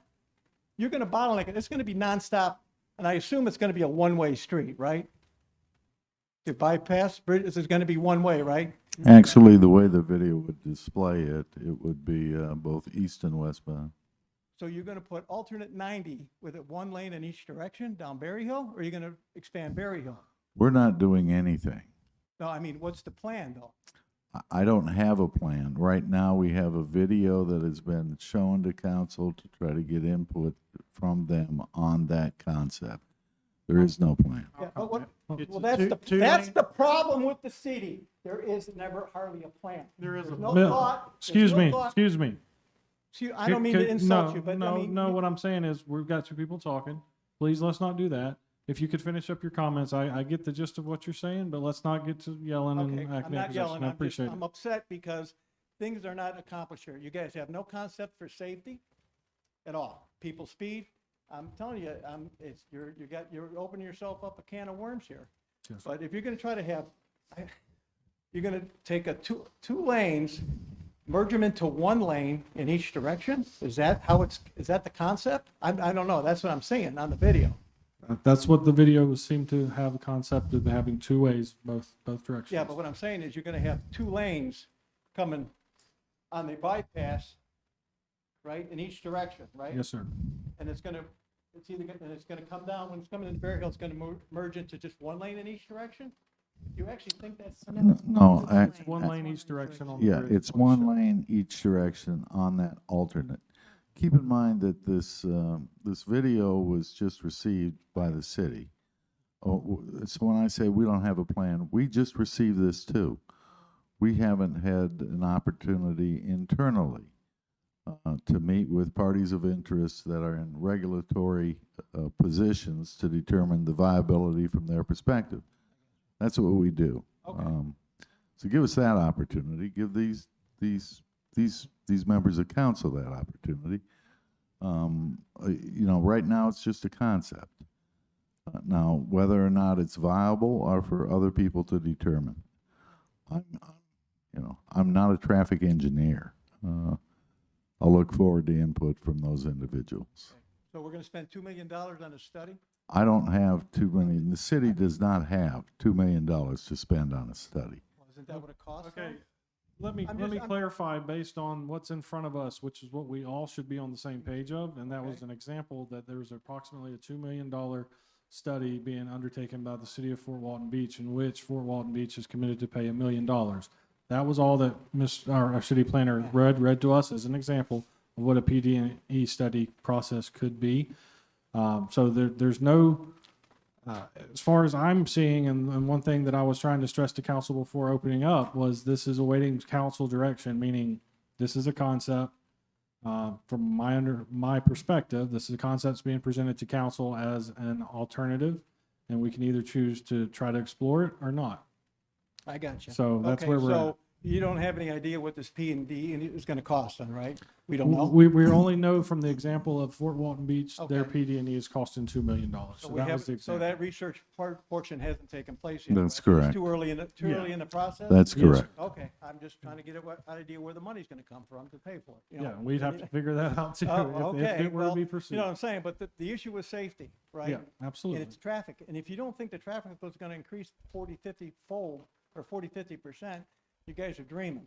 I live on the street, I know how it is, Yes, sir. right? And people, like I say, they'll come to that stop light there at Willig and 90, and if it's backed up on Willig, they want to turn, but they'll just keep going straight, right? So what that'll do is put all that traffic down my street. A residential neighborhood that is, right now, the street is not safe. Yes, Okay? sir. I mean, I'm telling you, you can ask my neighbors if they want to come up and say anything. You know, you take your life in your hands cutting your grass. Tell me about it last night. I'm out there cutting along the curb. Anyway, but my point is, the makeup of the area is changing. You have younger people moving in. You're going to increase traffic and you're going to increase risk, safety risk. Like I say, the Blackwater Trail will have to close because people won't be able to cross because the traffic will be nonstop. Yes, sir. But people, that's my point. So, but you're going to increase traffic tremendously in a residential area. Poor people that live on Alabama Street, well, they might as well forget trying to get out on Berry Hill if this should happen. Forget it. It's a done deal. Canal, they won't be able to get on the street. I won't be able to turn in my driveway. I won't be able to back out of my driveway. Neither will my neighbors. And it's a historic area. There's historic homes in there, and you're going to put an alternate Highway 90 down through an historic neighborhood. Makes no sense to me because you'll increase the traffic tenfold. Thank you. Thank you, sir. And first, let me just say I appreciate the passion for Mr. Cusack because I know that it's your neighborhood, and I understand that. So I don't want anybody to think that I'm discouraging that at all. I just want us to remember this is all conceptual, and we're all talking about this for the first time. So I appreciate all those comments, and hopefully all the council members will take those into consideration. My second speaker form is Mr. Messick, Jimmy Messick, if you'd like to come forward. Jimmy Messick, 6830 Pine Street. I'm here as a citizen, not as a member of board, which I am on, but I'm not speaking for the board. I'm speaking as an individual citizen. One thing that I think you all ought to keep in mind when you consider this, and I certainly don't mind you all considering it, but I think you need all the information that you can get in order to try to make a decision.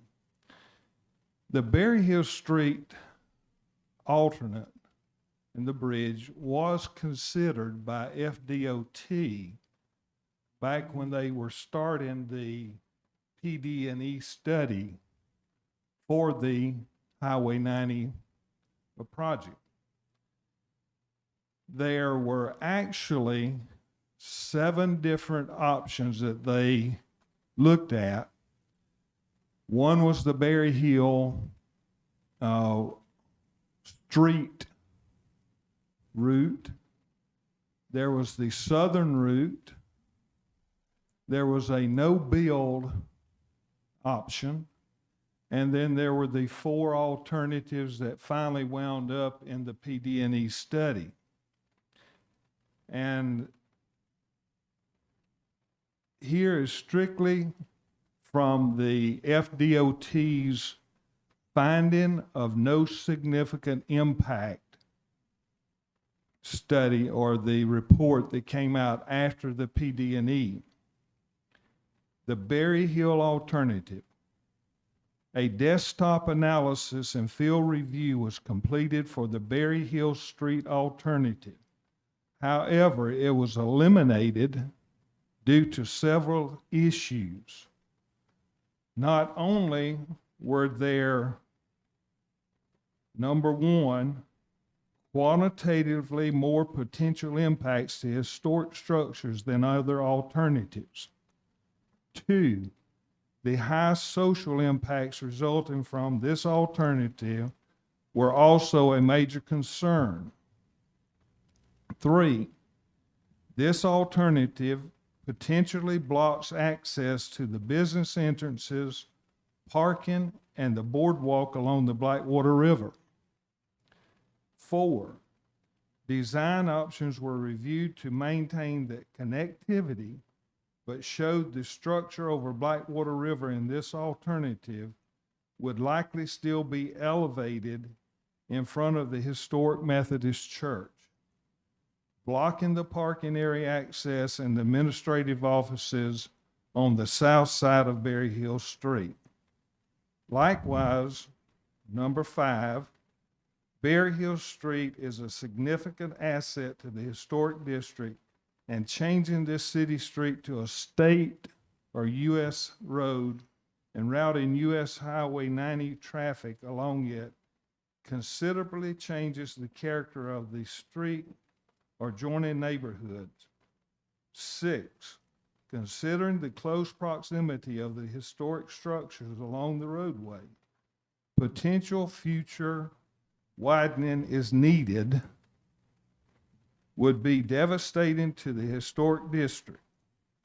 Due to the feedback received from the public and local elected leaders expressing opposition to an alternative that changed the use of Berry Hill Street, along with the impacts mentioned above, this alternative was eliminated, and corridor alternative 4, which was the Monroe Street alternative, was developed and progressed as a potential northern route option.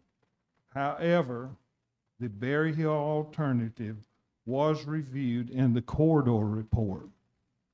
So FDOT has already looked at the Berry Hill Street alternative and eliminated it almost immediately, before they included the other 4 options in the PD&E study.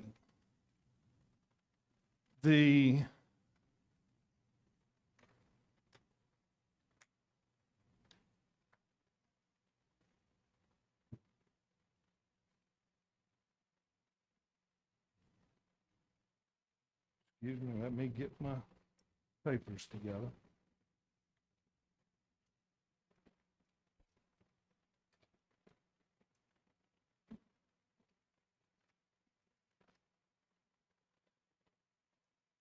And FDOT has already said that they would not fund another PD&E study for this Highway 90 project. There was some concern about the speed limits along the US Highway 90 alternative.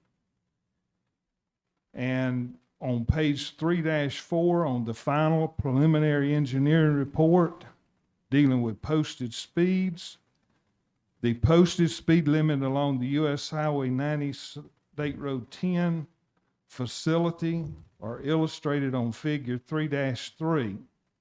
Generally speaking, the speeds within the urbanized western portion of the project are restricted to 35 miles per hour, 25 miles per hour within Milton's downtown area, paren closed, while the mostly rural and tangent eastern portion exhibits 55 miles per hour speed limits. And both the western and eastern project approaches have 45 mile per hour speed limits. And on page 1-3, 1.2 under commitments that FDOT was making, they would maintain the existing 25 mile per hour postage speed through downtown Milton per the City of Milton's request. There was a comment on the video that you just saw that said it would adhere to the complete streets concept. Well, back in 2015, there was a meeting with the Florida Department of Transportation, Metric Engineering, and the Santa Rosa Historical Society. And attending was, for the Santa Rosa Historical Society, Mr. Vernon Compton. For FDOT was Peggy Kelly. For Metric was Amy Wee and Nicole Mothler. And Mr. Compton mentioned that if a build option was chosen, the society would like to see the complete streets model utilized for all the alternatives. On page 1-2 of that report, on the second bullet of the final preliminary engineering report, it states there is a need for greater bicycle and sidewalk connectivity within the study area, with possible connections with the Blackwater Heritage State Trail and the old historic Santa Rosa 1 Trail. And further down, it says that the preferred alternative will incorporate design aspects such as multimodal connections taken from the FDOT Complete Streets policy. So we do know that the item or alternative number 1, which is the widening of Highway 90, does use the complete street aspect. Also, there was a comment in the video about a 4-lane bridge and having accidents on the 4-lane bridge, stopping the traffic while the accident was incurred on the bridge. And under 2.53 of the proposed bridge typical section, the proposed, and this is the one for the Highway 90 widening, the proposed Blackwater River Bridge will be located south of the existing bridge at a clear minimum offset of 20 feet from the existing bridge and will accommodate each eastbound traffic only. So there will be 2 bridges there. One, the one that is there existing that will be utilized, and the new bridge, which will be 20 feet south of the current bridge. So it's not a 4-lane bridge that is proposed, it's two-lane bridges. And then there are some archaeological sites in the Blackwater River, and specifically north of the bridge that exists now in the river along the Russell Harbor Park.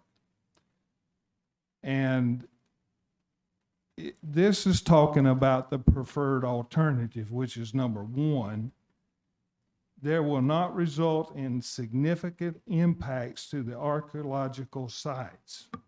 However, it says if in the future there were changes to the bridge alignments for the preferred alternative, then additional in-water investigations may be necessary to confirm the suitability of the maritime avoidance zone. So if there was a study, there would have to be a archaeological site study also, which will do nothing but add more to the cost of the PD&E. And I don't think FDOT is going to participate in another FD or PD&E study when they said they are through doing the PD&E study. So I think any money that you would spend to try to do a PD&E would be nothing but wasted money. Thank you. Thank you, Mr. Messick. We appreciate that. And for those of us who have read the PD&E study, if you ever need any help understanding it, just go ahead and talk to Mr. Messick, because that was a really good explanation of everything that we have. So I appreciate that information. Mr. Mitchell, you're next speaker. Can I ask a question? Mr. Messick, you, on the planning board voted unanimously to move this or approve it. That's the reason it's on your agenda now, I guess, because Weren't it you did. one of those votes? I did not vote on that one. You did not say nay because I was in the meeting. I did not say nay. That's correct. It was unanimous. And you didn't abstain either. And I'm not talking for the board either. I'm here I'm as just- an individual I'm citizen. confused because I was at the meeting, that's why I was asking. I understand. I saw you back there. So I'm not speaking for the board. However, the board did approve moving this to the council for consideration. But they didn't vote to approve it. Well- They moved it to the council to consider it. Correct. But I'm telling you, with this additional information, it's already been looked at. No, I've just. It's already I been was just considered. confused on which way you were going, that's all. Thank you. Thank you, Mr. Messick, and I think you made it very clear at the beginning you were speaking for yourself. Absolutely. Thank you, sir. We appreciate that. And Mr. Mitchell, go ahead. Jerry Mitchell, 5965 Cooper Basin Drive, and I am a taxpayer of the city of Milton. And I was at the planning board meeting, and there was a lot of things that came about that when you look at this report, I mean, it was even told to the planning board that the Berry Hill option had not been studied. And that's obviously wrong because it's right there in print.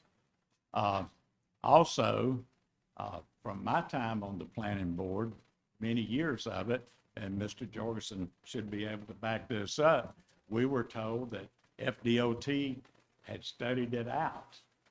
Is that not correct, Mr. Jorgensen? The Department of Transportation has indicated on a number of occasions that they've analyzed this to death. Right, okay. Just to make that clear. And then the other thing, you know, we showed this video. Can we show the FDOT's video going showing what the 4-lane will be like? If you're asking us if we have the FDOT video, Yes. we do. Okay, can we show that? That's a council decision. You'll have to ask I mean, your question it should be through the. equal time, I think. Let me, okay, so I know there's a lot of strong opinions upon this subject, and I don't want to get bogged down in that tonight because and again, this is my opinion.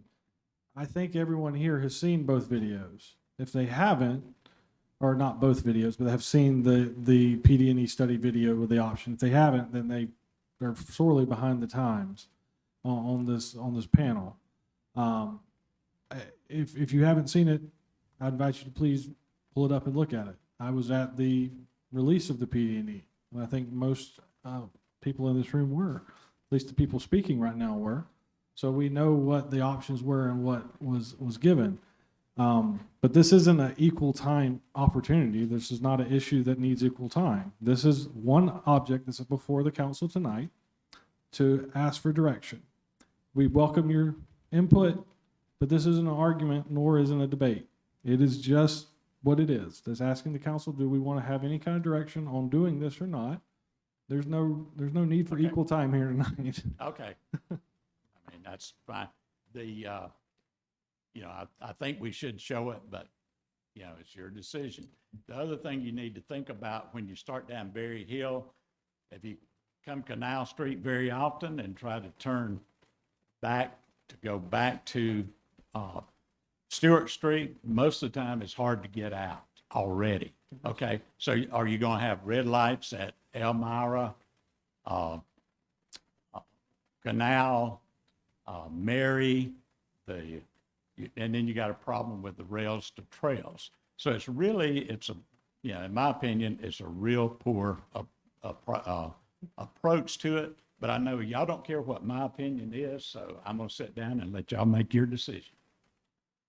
Well, no one said we didn't care about your opinion, Mr. Mitchell. I appreciate your opinion, and I think you made very clear some issues that you have with this planning, as did Mr. Cusack and those before you.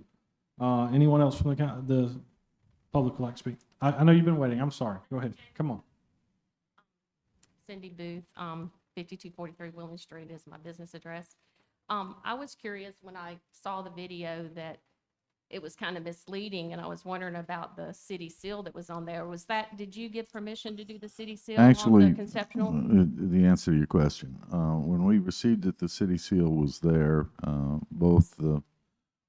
When the city indicated that having the seal on the video was not appropriate, the individual that incurred the cost of the video asked that it be removed. We had 2 copies of the video, one with the seal, one without. The one with the seal was inadvertently ran on, Social media. well, no, it was ultimately ended up being posted, but it was for the planning board that the wrong video had been placed into the presentation that was made there. At this point, until the council endorses the product, the seal shouldn't be present, and we'll remove it if the council doesn't. Oh, one question is, so you know who did the video, who created it and paid for it and all that? I know who incurred the cost. I Who don't incurred know. the cost? Jack Sanborn. Okay, and then the planning board and the planning director and everybody, and Jeff and all that, put together the conceptual, or kind of looked at it, and y'all kind of looked at it, and I'm not disagreeing with the conceptual thing, but I just want to know, Jeff, did you give permission for them to use the seal? Seal was asked to be removed. It was just. Did you give them permission to use the seal? I did No? not, but I- Okay, did you, Casey Powell, give them permission to use the seal? No, this Jeff, is the first time I've did seen you, Sebastiano, give them permission to use the seal? No. No? Did you say no? I said no. Did you, Mr. Leak? I did not. Okay, what about you, Mr. Richardson? No. Andretti, I would you like for you to read Florida statute, citation, Florida statute 165.043, please? But if you would like to read it, you can. can read I don't agree with you asking our attorney to read something that he's not prepared to read. I mean, It is Florida statute. If we'd like to ask him to read it, that's fine. But if you feel comfortable reading it, I'm fine. Pull it up. Can you pull it up and read it? I'm not in control of the computer. You but can pull up the Florida statute. It's real easy. I'm not in control of the projector, so the Okay. request would have to be directed to. Okay, so you don't want to read it, is what you're saying? Well, I'm just saying I I'm- don't have the power. to That's pull it fine. up. I'll read it. Yeah, please do. Okay, it's citation, Florida statute 165.043, official county or municipal seals. The governing body of a county or municipality may, by ordinance, designate an official county or municipal seal. The manufacturer, use, display, and other employment of any facility of the reproduction of the county and municipal seal, except by county or municipal officials or employees in the performance of their official duties without the express approval of the government body. So y'all haven't approved it, right? There's been no approval Because given. y'all their governing body. There was no approval use the seal. Is a second degree misdemeanor punishable as provided in S 775.082 or 775.083. Thank you. Thank you, ma'am. I appreciate those expressions and the answers that you received from council.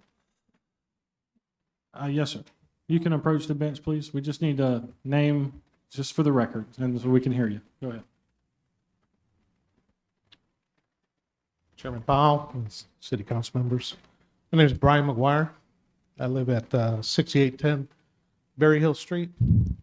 So I am biased as far as this process. I'm also on the historic board, but I'm not here as a member of the historic board. Okay, so I'm actually here just as a regular citizen. So, you know, as you go through the, you know, I want to work with the council. If you want to go and take a look at these things, I'm okay with it. Okay, I think it's a waste of time just because, you know, supposedly it's already been decided.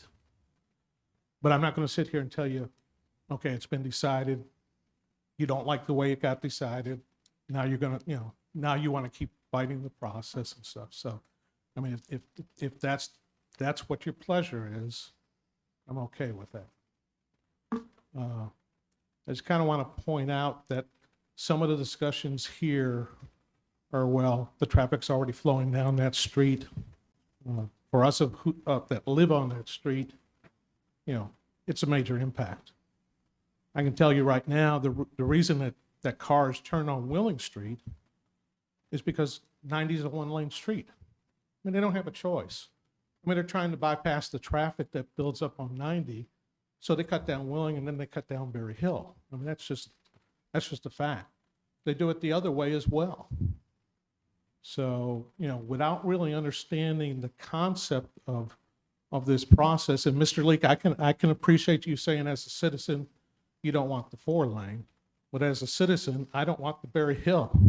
So I think you're suggesting maybe of a study.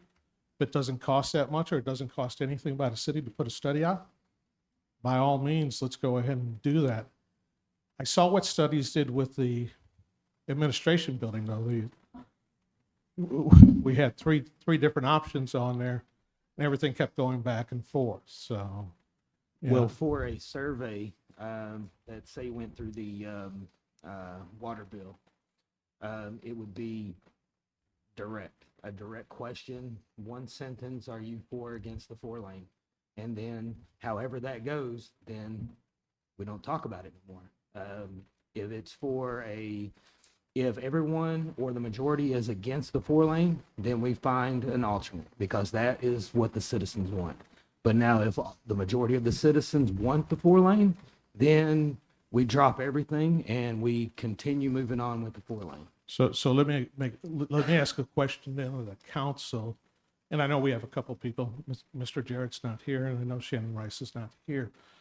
But is that agreeable to the council? Or is the council going to basically say, regardless of the study, we're still open to it? Jeff, I'm just kind of asking you. I don't want to put you in a position to say one way or the other. If the study does this, I'll take a look at, I'm definitely going to listen to the people too and take an honest look at it. And I have lived on Berry Hill Road personally. So Yeah.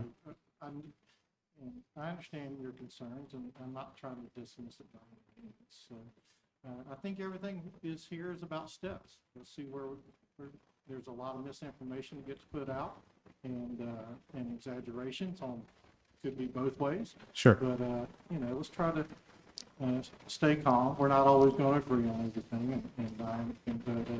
But I think, you know, I think the survey needs to be done correctly. Yeah, I'm agreeable with that. I just want the city council to take steps slowly in the process because as you can already see, $2 million or $1 million, 18 to 36 months. My challenge to the council is you've started a great process on the riverfront already at Carpenter's Park. And the expectation for a lot of people, I think, was basically you're going to continue that boardwalk all the way up to downtown. Now you're going to put another bridge in there and stuff and break up and ruin the view of the whole river there with another process. And then you have to figure out, you already don't like the fact that you have to go under the boardwalk or under the bridge to cross over to Willing Street. Now you're going to put another one on Berry Hill. So, I mean, there's just a lot of complexities there that I'd like us to just take one step at a time. If the first step is, let's do a study and then see the results of that study. And, you know, before emotions get out of control by a lot of people of where it's going, that's what I'd like you to do. In other words, I'm fine with you taking the study. Let's see what the study comes out as far as how the people are going to do it. I just don't want to see tax money or time spent that could be better spent on, trying to figure out how can we grow that downtown? How can we make it pleasant for people to live down there without adding a whole bunch of traffic into the equation? So I appreciate the time. Thank you. Yes, sir. Thank you very much. We appreciate those comments. Mr. Messick, you have something to add? Jimmy Messick. I do have backup information for each of you. I'll give it to Mrs. Nobles for you to take and look at. This is not misinformation. This is information from the finding of no significant impact and also the final preliminary PD&E study that's already been done. Everything I talked about has been backed up on these reports, and I will give them to you all here. Thank you, sir. I appreciate it, Mr. Messick. I think one of the issues when it comes to reports and studies, unfortunately, is that it's kind of like the Bible. Depends on what your interpretation of it is. So go ahead, Ms. Messick. I'm Teresa Messick, 6830 Pine Street. This has been going on for a long time, okay? And I guess every one of y'all have seen the final decision and study by FDOT that was March of 2019. Berry Hill, I hope, well, let me back up for a second. Jeff, you had made a comment about doing a survey and opening it up to the city only. The Santa Rosa County is probably number 6 in the state, is the fastest growing in the state, maybe 6 or 7. We're about number 63 in the United States. We're growing. US 90 is a state road. And if you remember in the study, it said Berry Hill from Willing Street to 87, which is Dogwood, is a city road. Now it will become a state road and the possibility of that expanding. They have already said in this study that they have done multiple times that they will not go down Berry Hill because there's so many historical significant things that they will not impact. They will not have that second bridge going over that way. It endangers so many things, and they're not going to do it. They've already done this study. They've already done the taxpayers' money. I've heard so many things, and I'm here as a citizen, and I also serve on the historical board, but I'm not here as the board member. I'm here as a citizen of the city of Milton.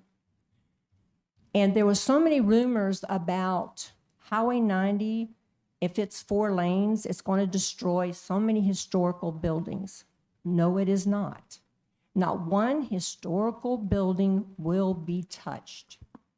The Fisher Hamilton building was in question, and I stood in front of that Fisher Hamilton building years ago when I served on Main Street, Milton, and we were trying to save the building back then because I agreed that, I was told all these stories that this building is going to be destroyed and everything else. I've always been one to ask questions and investigate things. So I took it upon myself and I said, I want to hear more facts on this. So I contacted FDOT, the engineers, SHPA. I contacted so many people. I have literally 2 boxes full of information that I have accumulated. During this study, I have learned that the Fisher Hamilton building, if it's moved, will not be destroyed. And that they have done these many, many times. They have moved these buildings, and they're actually better than they were before.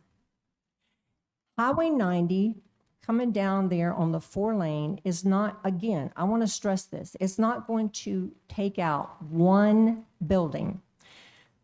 In the past, again, I'm speaking as a citizen, not as a board member, but I remember serving years ago, and 2 board members have passed away, but one board member actually had a business on Highway 90 there. And her concern was, or she was told, that there will be some, but they're not historical buildings that are taking out. And she was told that she's not going to get any money for her building, and she's going to lose money and everything else. It just so happened that one of the engineers happened to be at a meeting, and that engineer had been told for years that they represented the city of Milton and the people in Milton. And they found out that there was a board that they came before and said, and they spoke at that meeting and said, any building that is taken out that is a business and it's not historical, you will be paid top dollar. So that person that was there that night on that board agreed and said, I didn't know that. So there is a lot of false information that is out there. There's been told about retention ponds. How many of y'all here know about Burger King and you know about Whataburger that's on Stewart Street? Go there, got great biscuits and everything else. It's privately owned business. There's a retention pond there. Did y'all know that? You can't see it, can you? That they've put in. In the city of Pensacola, there's retention ponds that some can be fountains. I think Mr. Joe that is here is quite aware of how these retention ponds work. And so the false information out there's going to be retention ponds everywhere, and there's going to be this and everything. They can put them underground. And another thing too, that people, you say you don't want to show this video. We have seen the video. Y'all have seen the video of FDO that's put out. There's probably many that's not there. I think by showing one video and not showing the other one is not fair to the citizens. The citizens are the ones that are here that are being affected by the Berry Hill, which it says we're not going to do Berry Hill.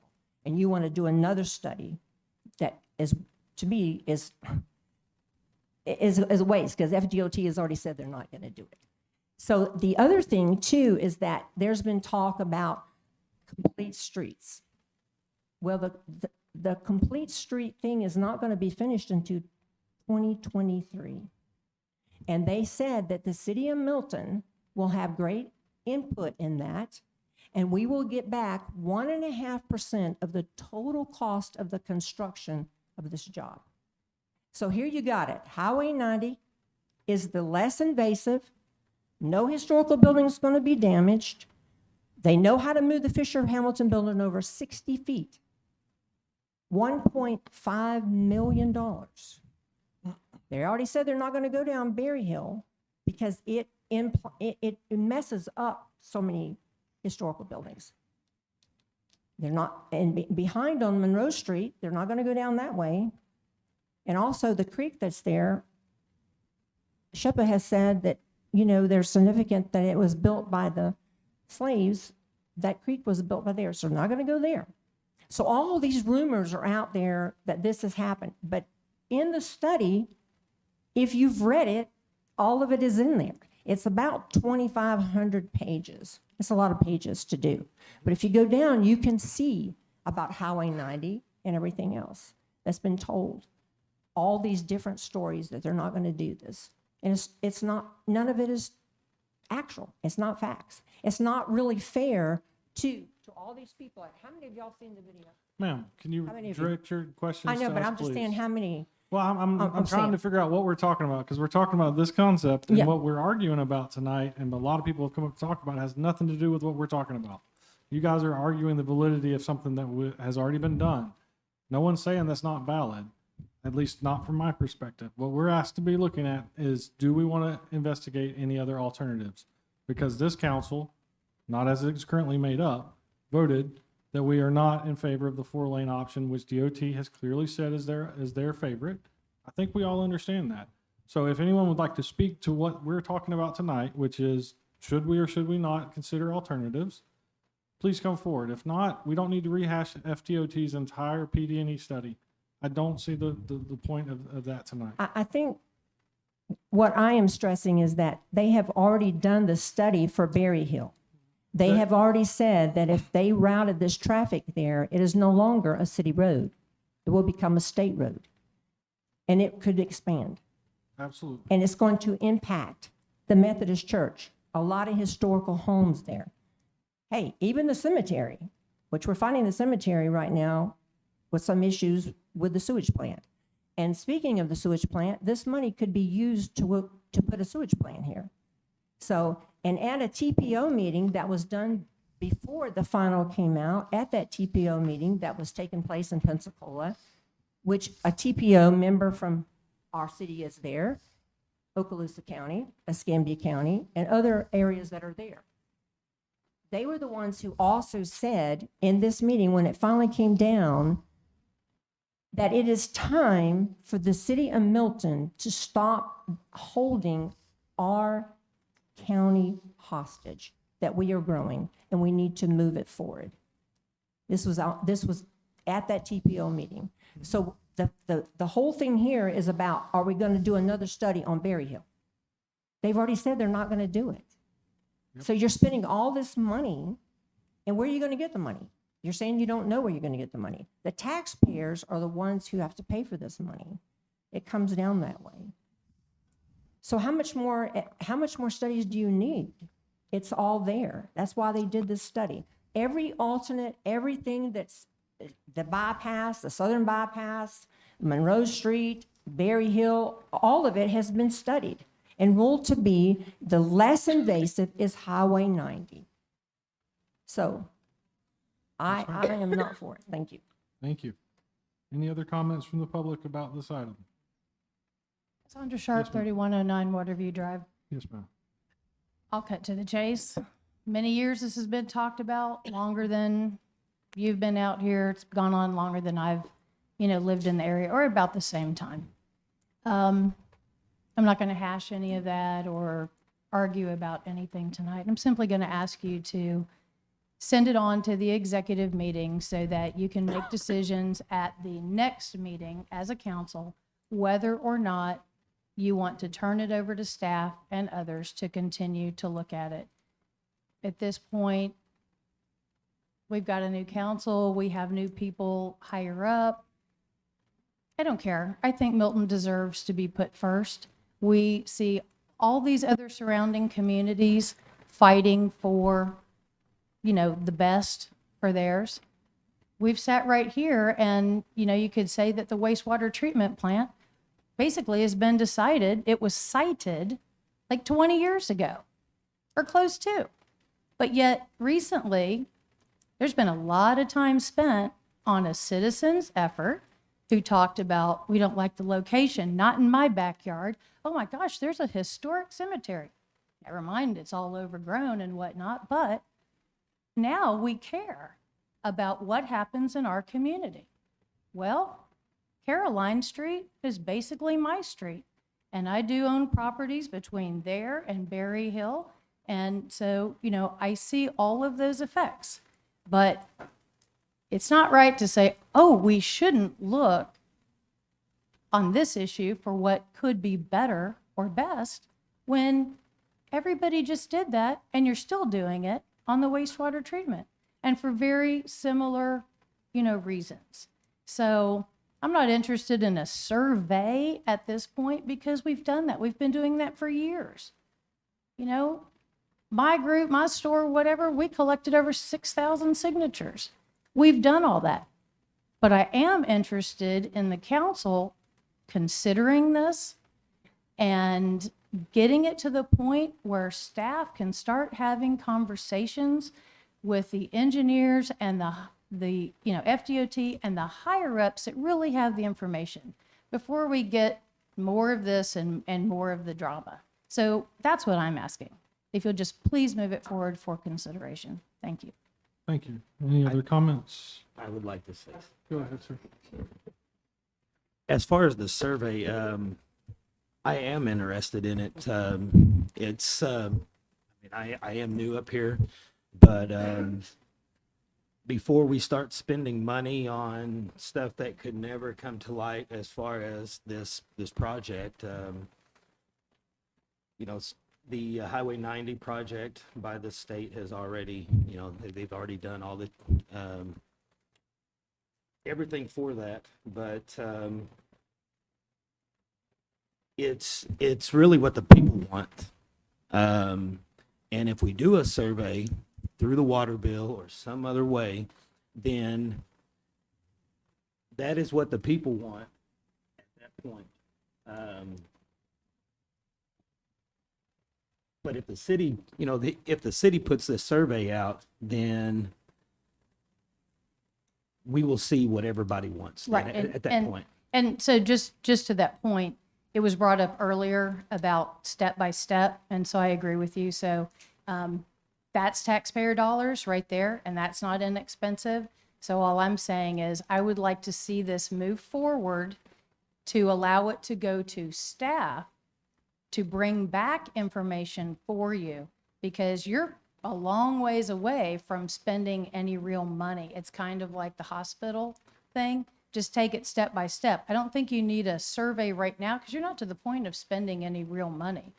Just No, it's not some spending staff money. time. It's just to see, because if you read anything, it's, the citizens have already spoke. They want this, they want the 4-lane. Well, let's really find out what the citizens want. And then once you find out what they want, and you get some type, we have 10,000 citizens. If we get some type of response, 1,000, 2,000, well, at that point, we know what everybody wants, or we know what some want. And then the majority, if the majority says, hey, let's 4-lane this, then we stop. And maybe a more fair survey would be once you get enough information about what's been presented here, and you can have an actual side-by-side comparison with more information, let that be the survey for people. But why to waste decide. time on that if the citizens do not want the concept? If you have so many new people in the area, if you just send out a blanket survey, do you just want this and you're not offering any alternative? That's really a false survey in my opinion. I personally want an alternative.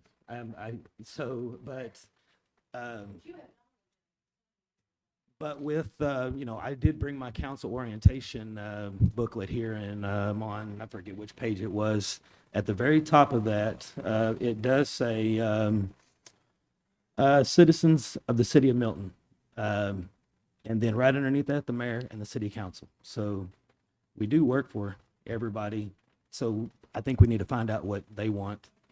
Not just 253 people. Well, that's fine. I mean, I'm willing to go outside the boundaries of Milton and to see, and people who utilize East Milton down to downtown. But we have to see what they want before, if we're going to start looking at other ways to do it. Mr. Chairman, there's been some valid points made on both sides of this equation. There has been historically.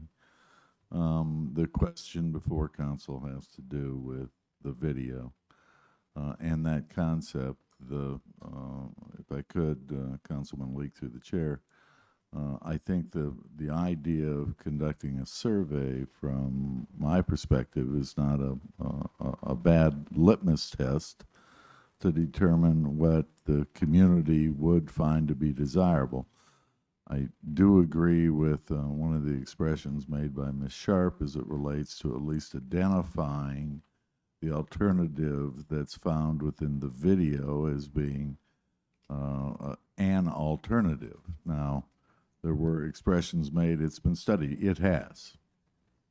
Nonetheless, it still begs the question.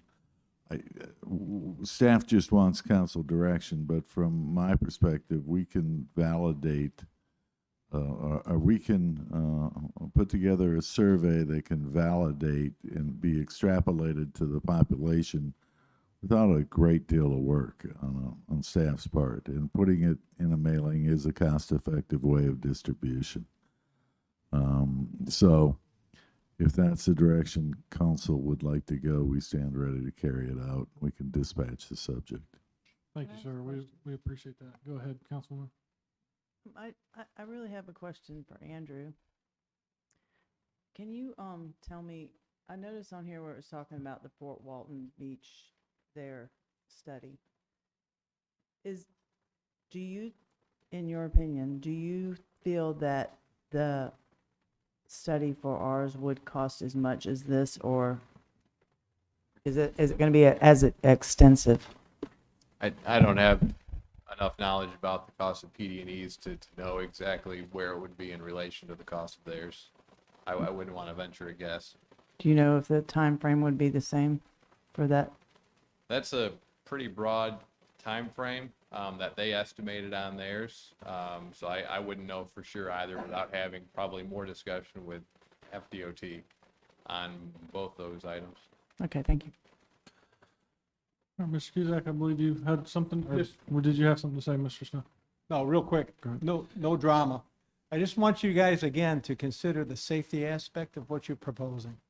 I don't know if you guys have fully investigated that alternative, but I think this is going to be an unsafe situation for the people in the neighborhood, not just on my street, but adjoining streets, with traffic and pedestrians, bicycle riders. I'm just asking you, as you consider this, just consider the safety portion of it. I'm a big safety guy, as you guys all know from years, right? So I just ask you to look at that, okay? Yes, sir. Thank you. Thank you, sir. Mr. Compton, I believe you're waiting, and Mr. Snow, you want to speak first or after? Or... Sorry, I don't mean to cut you off. There's people standing in line here, so go ahead, sir. Okay. Good evening. Thank you for having this opportunity. Vernon Compton, 5149 Santa Rosa Street. It's hard to go through this because it always makes me feel like it's pitting a part of our community against another part. You know, Highway 90 versus Berry Hill, or any alternative that would do the things that we've learned through history, other communities, how we can do this better. How can we do this better? How can we have the safety? How, control the speed? That's where the traffic engineering and DOT, that's their expertise. I personally feel like they've always wanted to do the right thing here and the best thing here. I read at the meeting of the planning board some information from dating back years ago. And I just want to read it to you because it's before the community became very divisive about this. Because at one time, everybody was pretty much on the same page. We had a city councilwoman downtown, Miss Hilda McDonald, said there'd never be a 4-lane in this community. She loved the whole community, Berry Hill. I mean, she loved it all. And I feel like when she was here, no one would really push that. But some new people got involved. And really what changed after 2012, 2014 was we had a different city leadership, administration, that pushed this 4-laning process and sort of pitting different parts of the community against each other. And I just hate to see that. I've seen the community come together on the wastewater treatment plan. It really lifted me up. I saw a lot of people working together on that because people brought together really important items. It just made sense. What was being said was right. Even though studies had been done, a lot of money has been spent, but I think it's a better way to go.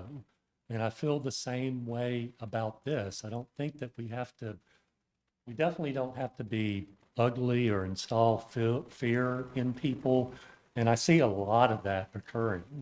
I expect DOT to do the appropriate planning on this Berry Hill route. And I would just tell you that I've read the study. I'm very involved in the TPO. Yes, they did look at the southern route and they did look at Berry Hill, but they were both pulled back almost immediately. And that was partly at the city's request at that time. PD&E is really supposed to look at all reasonable alternatives, and those just were not studied with the public input and the degree of study that these other 4 routes were. In fact, I have a letter from the secretary of FDOT who basically says, yes, so many people have said we wanted a southern route to be studied. We are going to do that. I mean, this is his letter saying we are going to study a southern route. I've already directed the agencies to start considering it. Well, it wasn't but a week later, and the city of Milton stepped in and said, we don't want that. So it was removed. They call that a fatal flaw, but it was the city stepping in and removing some of these as potential studies. So I think what you're doing is putting something back that should have been considered in the first place. And to answer some of the concerns, these are my friends. These are people that live in my community. Yes, I want it to be safe. I don't want people speeding. I drive Alabama. I drive Berry Hill every day, multiple times. I cross Highway 90. I mean, this is my community. I understand the concerns. That's how this is supposed to be done. That's what a PD&E and that's what DOT does. So can it be designed correctly? Absolutely. Do we have to have an expressway through our historic district? No, I don't want it on Berry Hill, but I also don't want it on Highway 90. Someone's indicated there aren't any historic buildings that are going to be impacted and lost. Absolutely untrue. The study itself says that any building built before 1971 should be considered because of its history and importance. Some of those buildings are not considered in our day right now historic, but they are. They're an important part of this community. So one other thing, I just want to read to you real quickly, because I'm going to ask you to also move this forward, please.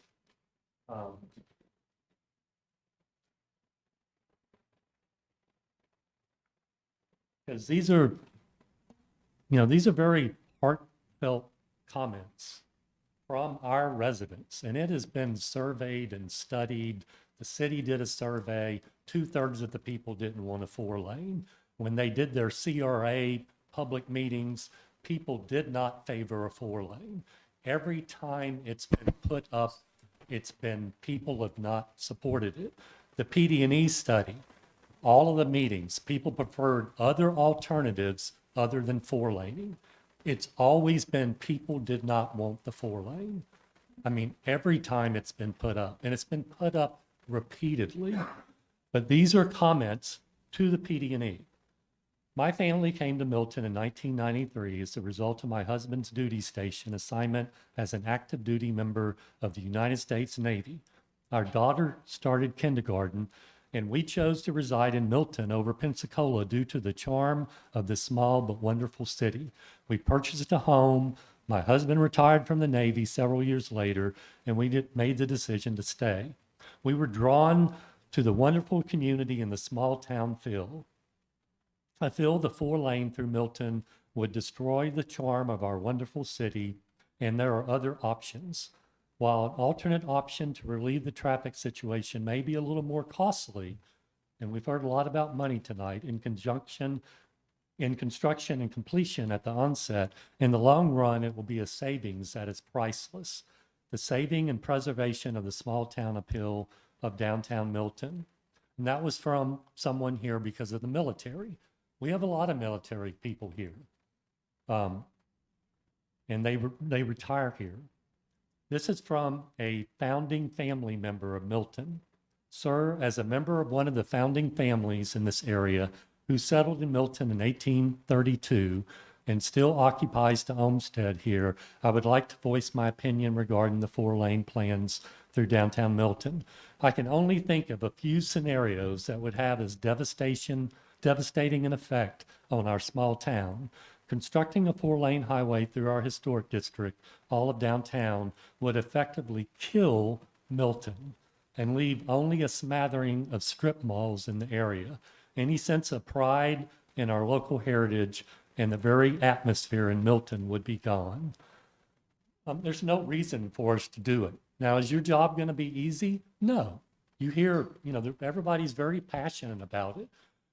I don't want to see any part of the community hurt, but we have to do better than the 4-laning.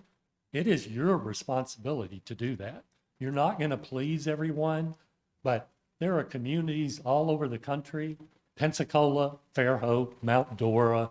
I mean, we can look at them. There are story after story. They are undoing 4-laning and 5-laning and expressways. They're not putting them in. And of course, that's why you voted not to do that. But if you're voting not to have a 4-lane, you have to have an alternate route. I mean, that's just the bottom line. So thank you for voting not to 4-lane. I appreciate it. It's a very wise decision on your part, but now you have to do the rest of the hard work, and that's an alternate. And the alternate right now, I mean, that makes the most sense. I appreciate the police chief coming to a meeting. We didn't spend $100,000 doing a study. He just had his officers count the number of people turning off of Berry Hill and Broad in the morning and the evening. I use those streets in the morning and the evening. I see what's happening with them. What we were saying is keep those 40% of the people that are using Berry Hill, instead of dog-legging through the community, keep them on Berry Hill. Put the other safety measures in, if it's stop signs, stoplights, whatever it is, to protect these other things that we're talking about. And I think that is what needs to happen. So I just urge you, please move forward with this Berry Hill concept and allow it to move to a reevaluation of the PD&E. DOT has that as a process. Lots of communities do it. They get new information, they want a new approach, and that's what many of you were elected on. You stood against the 4-lane. So I say, please just move forward with that. Thank you. Mr. Snow, I think you've been waiting for a while. Okay. Anyone else want to speak to this? Come forward, please.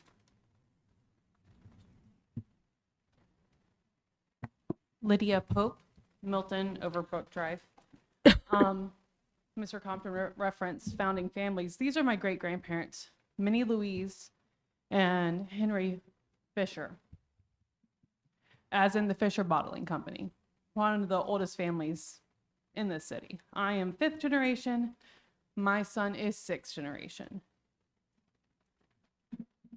As an individual who loves history, my father taught history at Milton High School for 35 years. And I have studied history my whole life. I've gone to places that are older than our country because of how much I love history. And I love Milton. That's why I moved back here after college. Yes, I would love Milton to stay a tiny, precious town, our little Mayberry. But it's growing fast. And as a parent, I worry about safety. And one of the reasons, my understanding, that FDOT ruled out the bypass was also evacuation concerns. That's something else that the city has to look at. Can we properly evacuate citizens in case of emergency if we have a bypass? Will there be issues with that? Is a 4-lane more effective? I don't know. I'm not an engineer. I have no understanding of numbers. That's why I didn't get a degree in them. But as a member of the founding family, I also worry about the finances. We're talking, we don't know how much money. I'm not saying we can't find out. That's fine. But if we go through the process of spending millions of dollars, whether it be with help or not, and we get the same answer that we've already gotten, we've wasted citizens' money. And we're struggling right now with a wastewater treatment plant. Roads in my neighborhood are still not paved. There's so many infrastructure needs that still exist within the city that are not being answered, and we're talking about spending money here and there. We have to be cognizant of a lot of things, not just what we personally want, but also on the greater good for the whole community. I think that's what my great-grandparents would have wanted too. Thank you very much. I think we still have one more comment. Go ahead. Pam Mitchell, Cooper's Basin. I'll be real short and sweet. I think y'all do have a few input forms. I know some people reached out to me on how to do it, and they asked that they be read into the record. And the one point that I would like to make is if y'all decide to move forward with this and take the 18 to 36 months and spend the money and all, I think that everyone needs to be very cognizant that the planning phase, the planning and design, where we are supposed to have a lot of input into what happens, begins in 2023. And prior to that, we need to be spending a lot of time focused on how good we can make the 4-lane instead of battling it.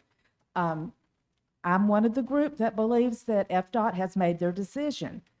I want to see the best for downtown Milton. FDOT has pledged historically accurate lighting, benches, sidewalks, landscaping. We can work with them with crosswalks. All that's good stuff. And then, as Teresa mentioned, the money on top of that to do dream projects that we want for downtown Milton. I don't want to see any of that opportunity evaporate. And that's what y'all are talking about doing. Because if you keep kicking and screaming and fighting and saying you want something else, something different than what's been decided, then we might not get that opportunity. And we're going to get a 4-lane. It can be a big, ugly hunk of asphalt, or it can be something we can be proud of. Thank you. I appreciate the comments. I want to say, and I didn't mean to smile, I wasn't laughing. I was only laughing because I was just thinking of the fact that the kicking and screaming you did for the wastewater treatment plant was a good thing. So, Absolutely. So sometimes, you know, it just depends on your perspective. Sorry, I wasn't. And trying to no, laugh. I understand. And Cassandra actually had a good point about that. I have to commend Mr. Sanborn. Yeah, you know, he has dug his heels in, and I commend him for that. But I do think that this is a little higher level than our county, and then also just a little piece of property that the council didn't even understand. I'm going to use the word crappy because it's kind of appropriate talking about a wastewater plant. What a crappy piece of property it was that y'all settled for to start with. And in all honesty, I think every one of you by now has been out there and seen it. You never would have asked for that piece of property if you'd seen it ahead of time. The council that received it, Team Santa Rosa pulled a fast one over on the city when they got y'all to take that property. Previous council. That's what she said. Yes, sir. Go ahead. Come on down. And I agree with that comment. Howard Steele, 5379 Saratoga Avenue, City of Milton. It's not a done deal with FDOT by any stretch of the imagination. They haven't decided. It's not been decided. And it's not going to be decided today, tomorrow, anytime soon. It's going to have to be, and it's going to be a wise decision for y'all to move forward with the Berry Hill alternative. That's all I have to say about it. Thank you, sir. We appreciate your comments. Council, Mr. Bruton, can you make it short? We need to make. I just got a question. Oh, yes, sir. Al Bruton, 633 Breckenridge Drive. Berry Hill, what's the status of that, what they going to build there, the apartments and all that, that's going to be right there in the old Berry Hill School? Mr. Jorgensen, could you give us an update on that? I can. The principals are obtaining engineering services for the continued design of the project. And do they know that we're thinking about putting that bypass through there? I don't believe that they've been personally contacted and informed of that, no. Just saying. Thank you for bringing up that point. Council, could we have a decision on this item, please? I've opened the floor for that, and we're going to take a short recess after that. But if someone could give some direction, I'd appreciate it. Make a motion to move this forward for future consideration. Second. I have a motion to move the concept forward for continued consideration by Councilman Snow and a second by Councilwoman Sebastio. Any other comments by council? Point of question. Yes, sir. It seems that we have forgotten about Councilman Leake's suggestion of doing a survey amongst the people of Milton to see if, I see that it's changed to the 4-lane, but the issue that is at hand right now is the use of Berry Hill as an alternate. I believe that should be the survey question that goes out. Yep. Can I make a comment? Go ahead, Mr. Snow. I'm not against that at all. I just think that would be one of the steps we take after just pushing this forward. And and staff coming up with a couple of ideas, parameters that they're going to do that. So do you see it that way, Randy? Well, based on your comments, if I understand the motion, it's to move the concept to the executive committee to include the possible conduct of a survey to determine which of the discussion points that are here, which is basically the 4-lane and Berry Hill, the community prefers. Well, if it's for my motion, for the community means the citizens of Milton, because they're vested, they live here. If you'd like to include that in your motion, then that would be the basis. So you included in your motion the survey to include the citizenry of Milton, meaning city proper. Ms. Sebastio, would you like to continue the second on that I'll motion? still second it. Okay. So that has been amended, not necessarily amended, but just changed a little bit. It's not like someone amended the original vote because the original two people did it. Yes, sir. Could you not include the business owners that may not be residents that own business or property in Milton? They're taxpayers. I appreciate that point. That's not currently in the motion. However, it still has 2 more meetings to go through. So if you would like to change it now, or we can discuss it later. Discuss it.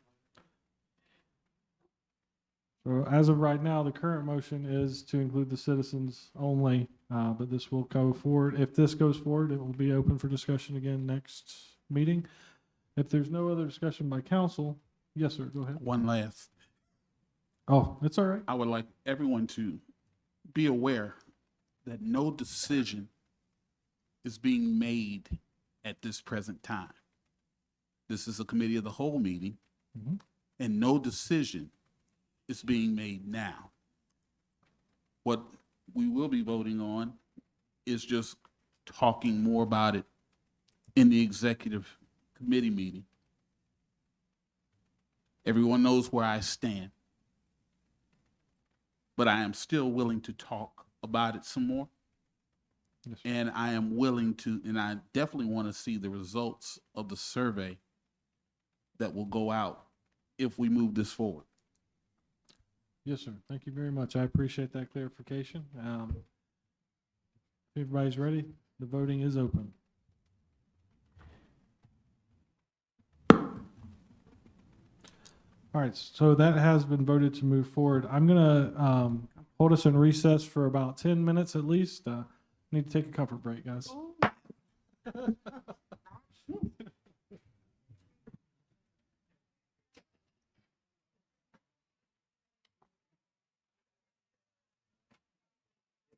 Oh, I don't have a titanium, it hurts me. No. You be in trouble then.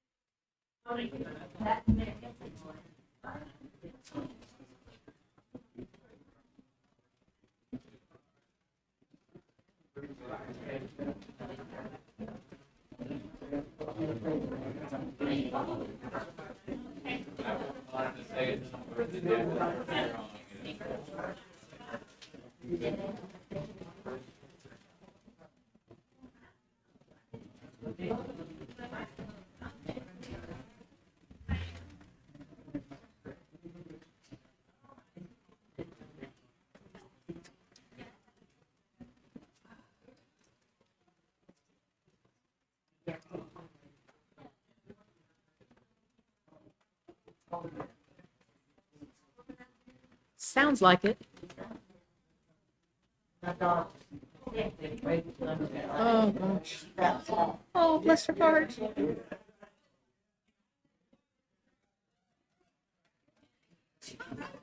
It was lightning and thunder a while ago. Let's see what the weather says.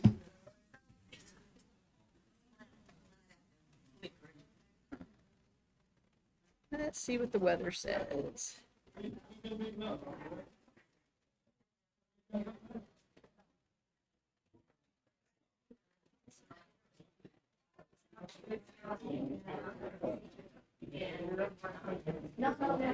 It says that we're at 70% at night. By 9 o'clock, we're at 70% rain.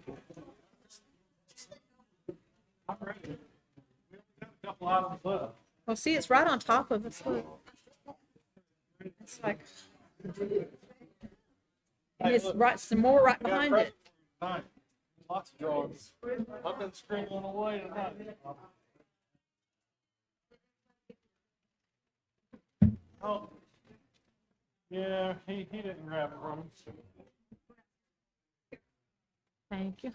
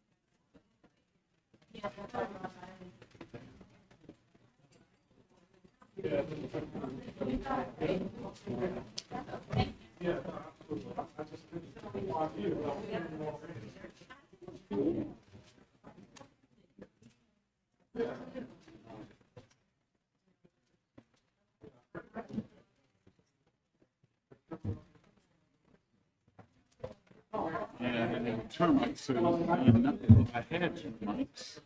Kind of weird.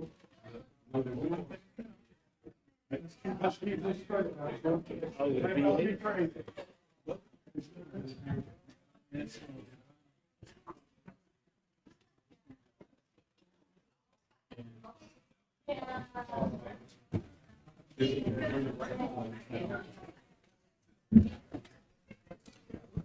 If the council members will start making their way back, just trying to make sure we get back in here to finish the business for tonight.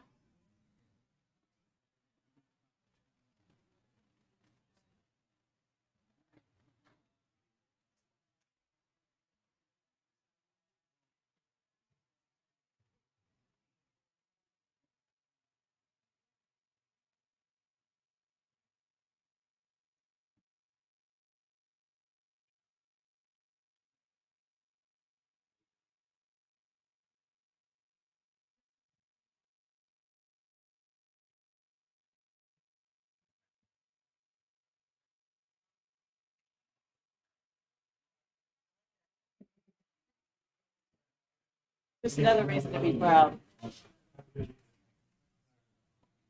I needed to think.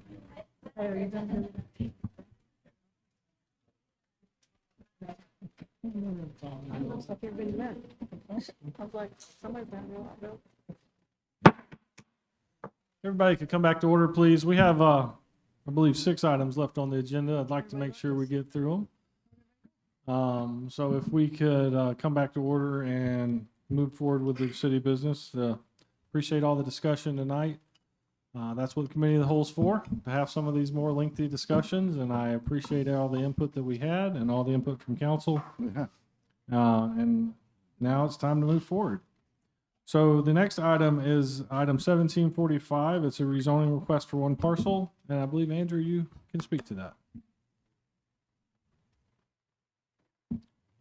Thank you very much. It's a rezoning request for one parcel from SSCRC, which is the Stewart Street Corridor Residential and Commercial Mixed-Use District, to C3 High-Intensity Commercial Zoning District.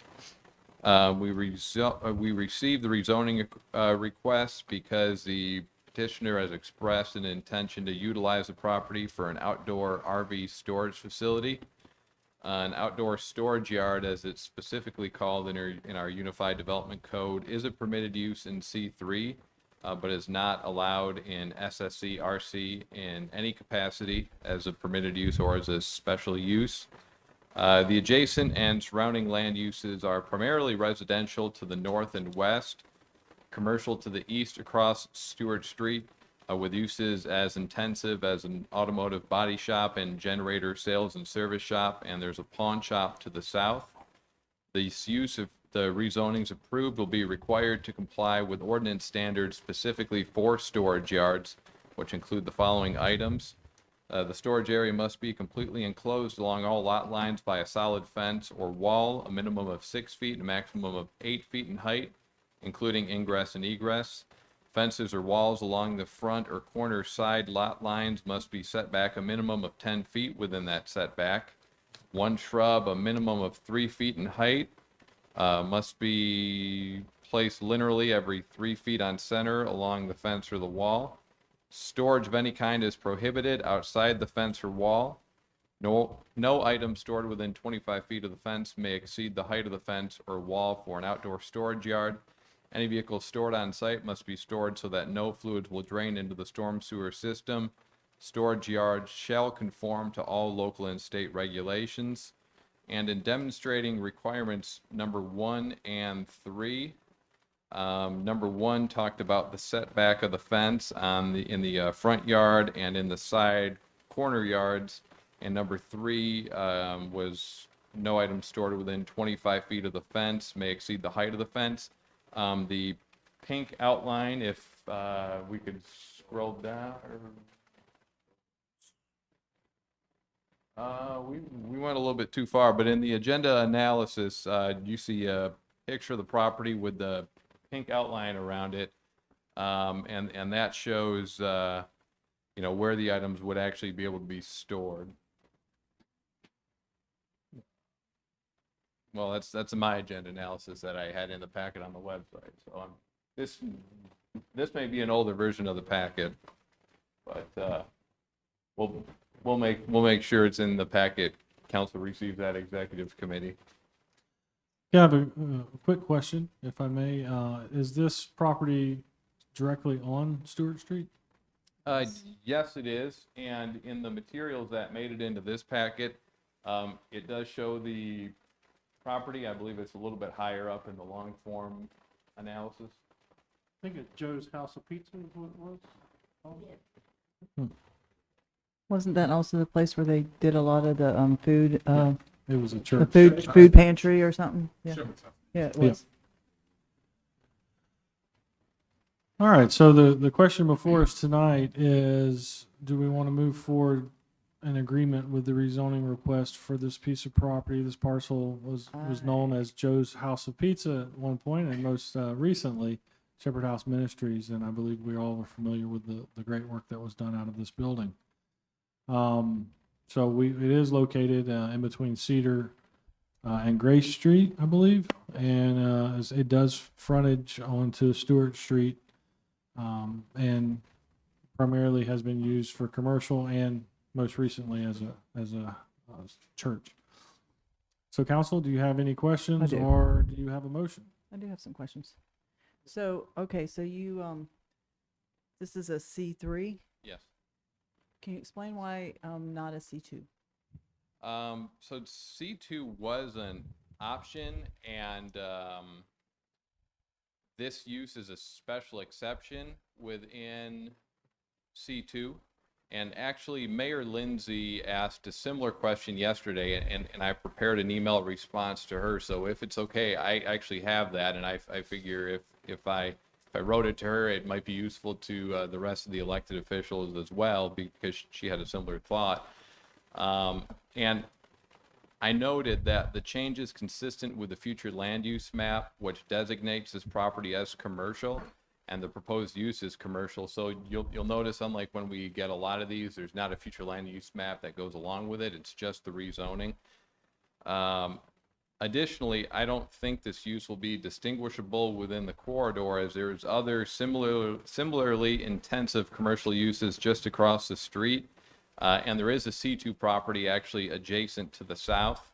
There exists 2 other C3 zone properties several hundred feet to the north of this property. They're by Dearborn and Applegate Streets, and those are adjacent to SSC, RRC, and those C3s don't even front Stewart Street, whereas if this were C3, this would front the main corridor, which I think is a notable distinction. And on paper, and we went through line by line, actually, the uses at the planning board meeting, and by the way, on that subject, the planning board recommended unanimous approval of this to C3, but the districts and what's allowed in them are not significantly dissimilar, and they allow many of the same uses, C3 being slightly more intensive.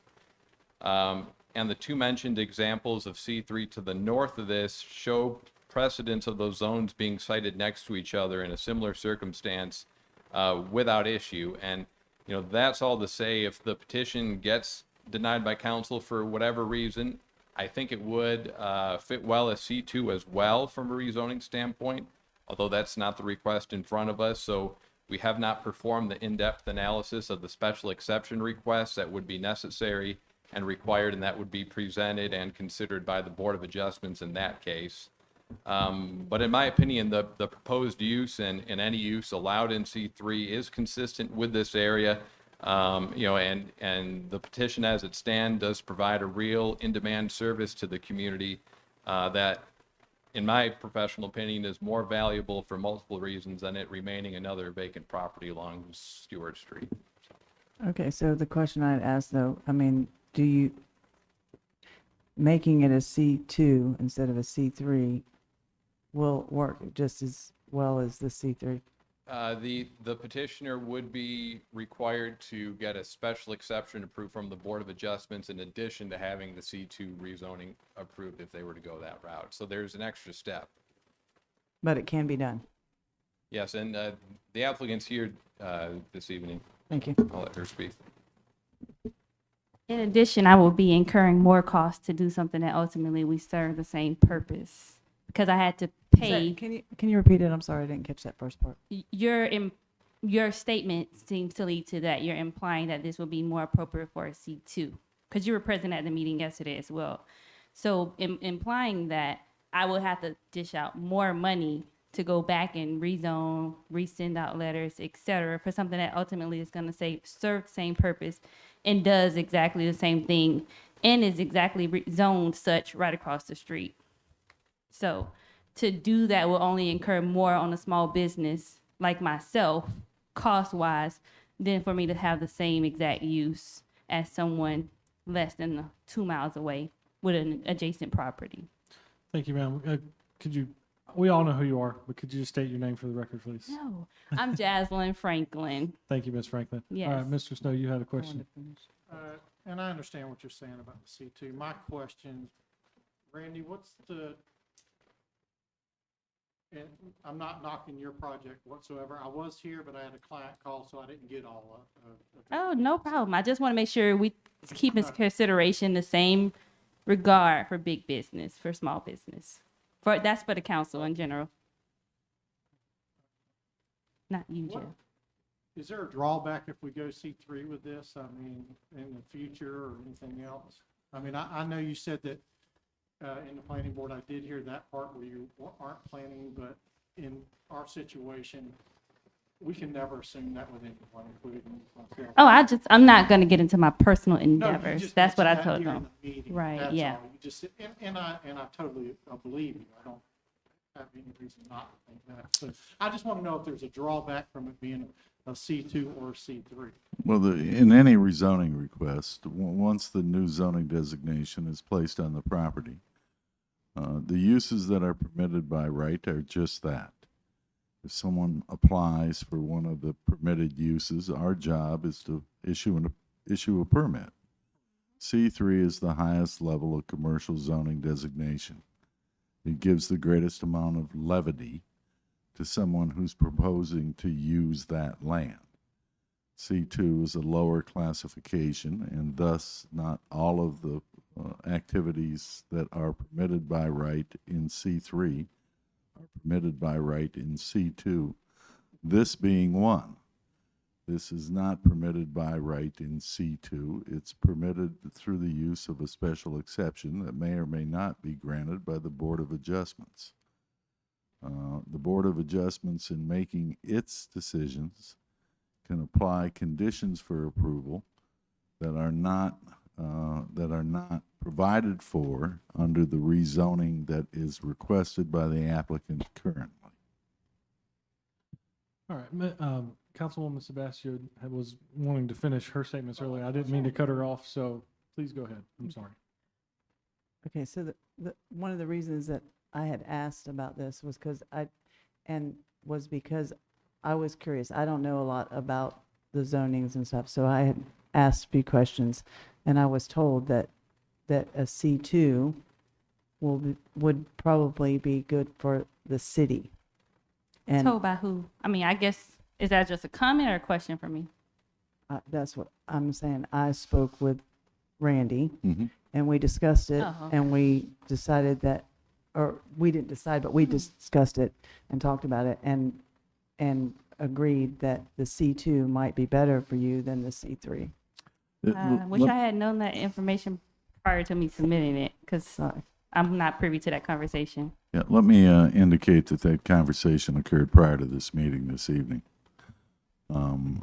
I had a conversation when this application was originally submitted with staff on the application. At the time, what was being contemplated was C2. My initial inquiry was as to whether or not the rezoning request would constitute spot zoning.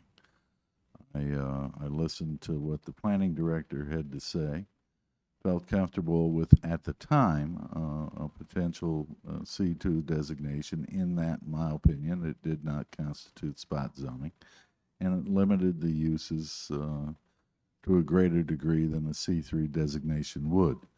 Now, I respect Mr. Zubkoff's opinion.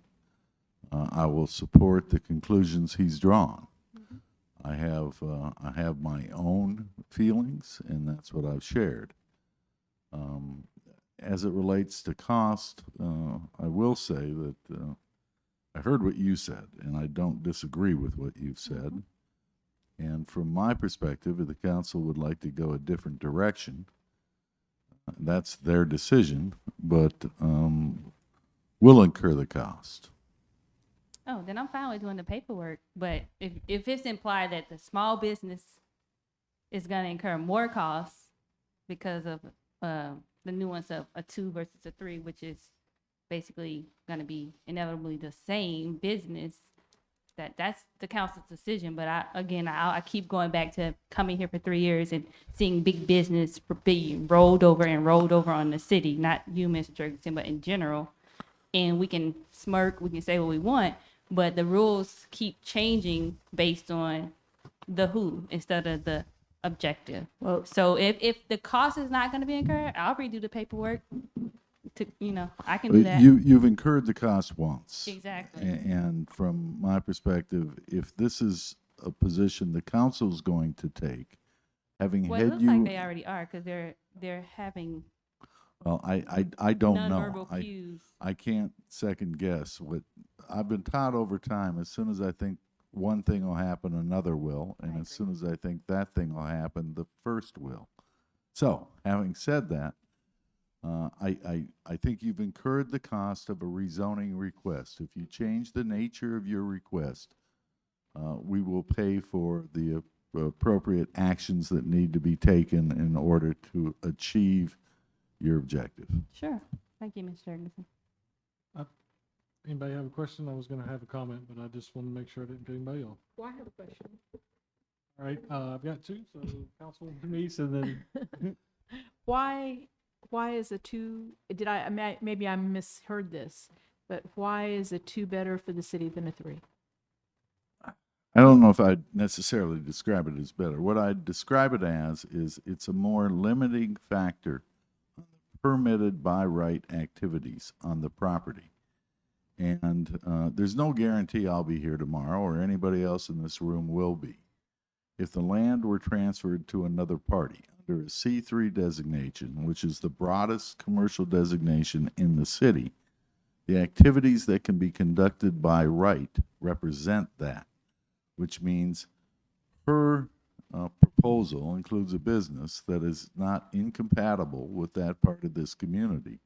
But the next person under C3 with that broad authority may. So can I ask a question for my own edification? yes, ma'am. There's a lot of assumptions being made on my property. So I guess that's where I'm trying to understand, because I have the same question, Ms. Meese, like, how do you distinguish what's good for the community at that point? I guess that's where I'm confused too, because I'm still hearing the assumption of what if. However, I bought my house, I didn't think Publix would be next door, but it is. So I'm just saying, I hear all of the comments and I respect everyone's legitimate comment, but why this particular item has to be thought out 20 years from now? I mean, I wish we would do that for others. Well, I'm sorry. All right. Go ahead. Thank you very much for that. Councilman, I believe you were waiting for next, so I'll let you go. Yeah. I actually drove over that area, and I do, and even Andrew had said that it's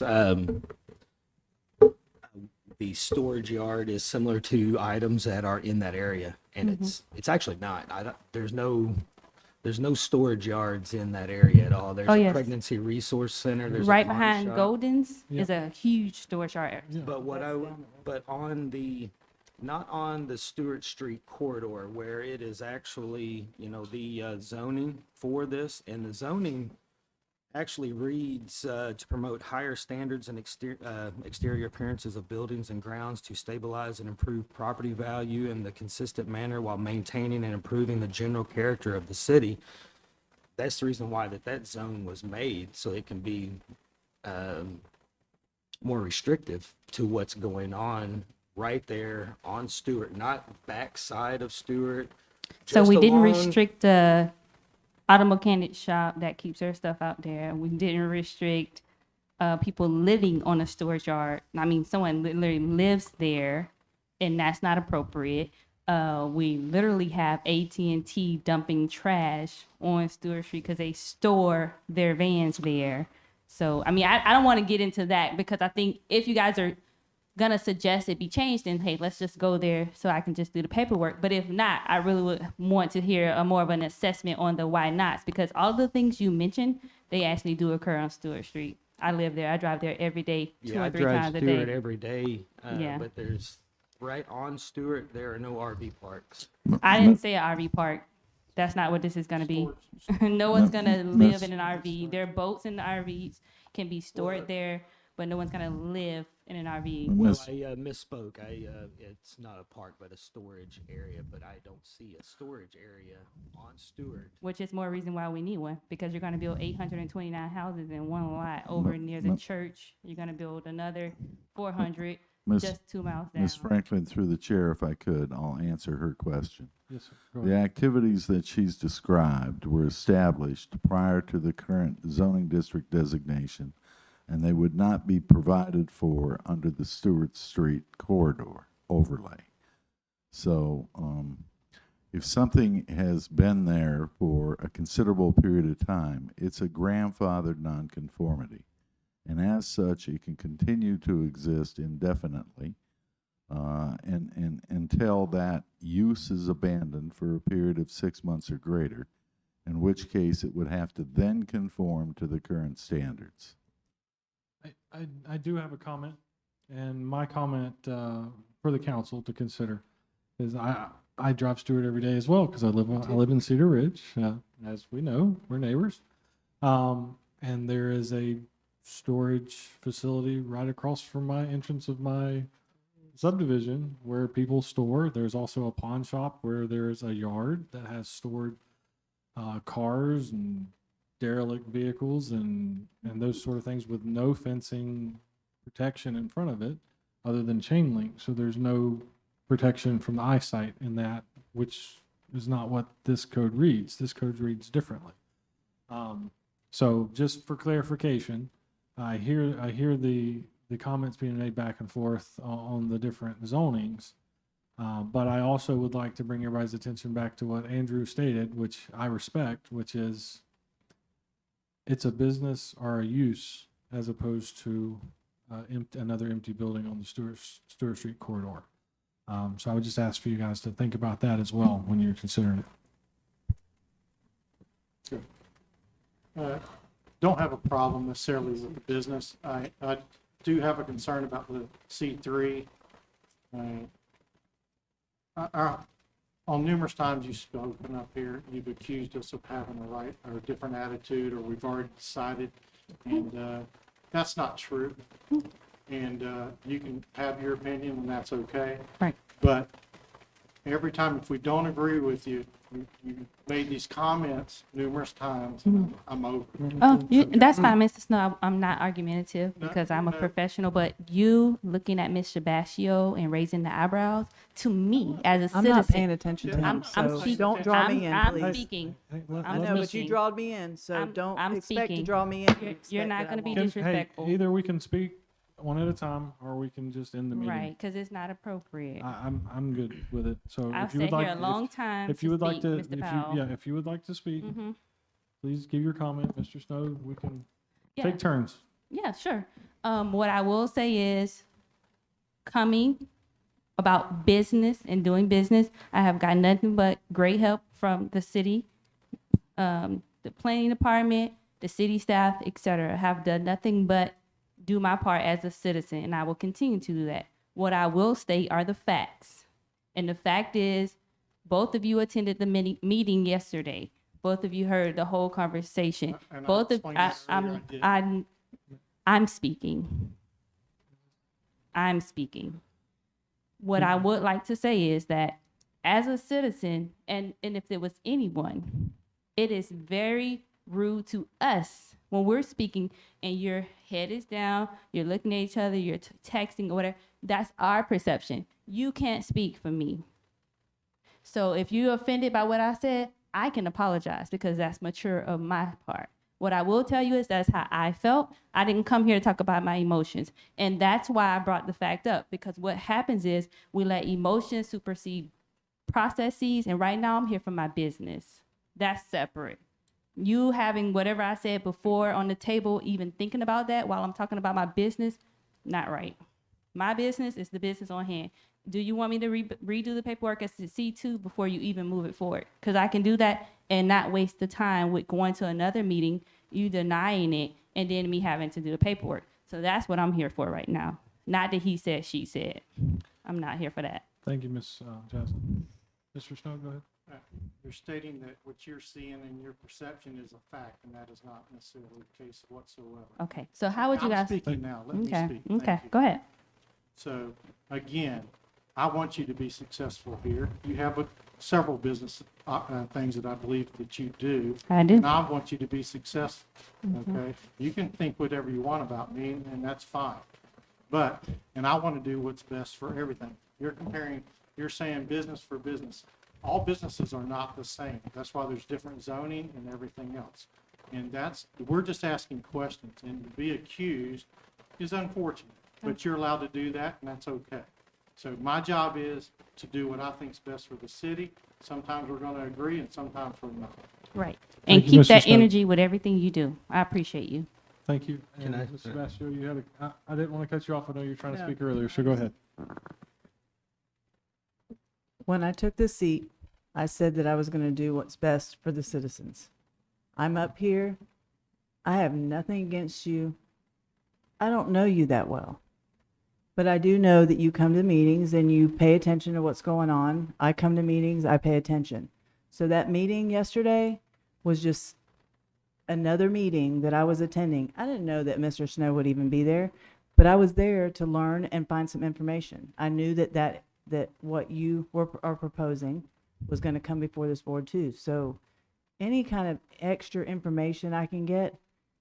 And also, don't think that me looking at Jeff or Roxanne or any of the council members is, wait, let me, sorry. I'm speaking. I'm not gonna be no, berated. you Go put me, ahead. you put me out there, you can let me finish. Okay. Please finish. And Just we let can me move know. forward. I'm a just- citizen. I'm not I'm just standing here saying, let me beneath finish anyone, my and I'm no one's conversation. You're child. So you can let me know, Jeff. I apologize if I offended you, but I'm not standing here for this, sir. Casey, let me know. I will not ever be belittled. I'm a person, But it's, and but you're I'm not going to go saying back that. and forth with I'm me. asking you to speak, let No, me ma'am. finish speaking, and You you can send me an spoke to email. me, you drawed me in, and you Send me an expect me email. not to say Hey, may I anything? ask? I'm not acknowledging that. Go ahead, Mr. Lee. Okay. I just wanted Okay, to hold ask on. her a few questions. Sure. If you would like to ask Ms. Jasmine some questions, or we can move this forward. I just wanted One to or the ask just a couple. I mean, for the, I'm all for business and succeeding. And for the beautification part of it, and I don't have an issue with RV storage or anything standing there, but with the solid fence and the shrubbery and all of that, you're going to go by all of those standards and Yes, I'm beautify the required to. street Yes, sir. front?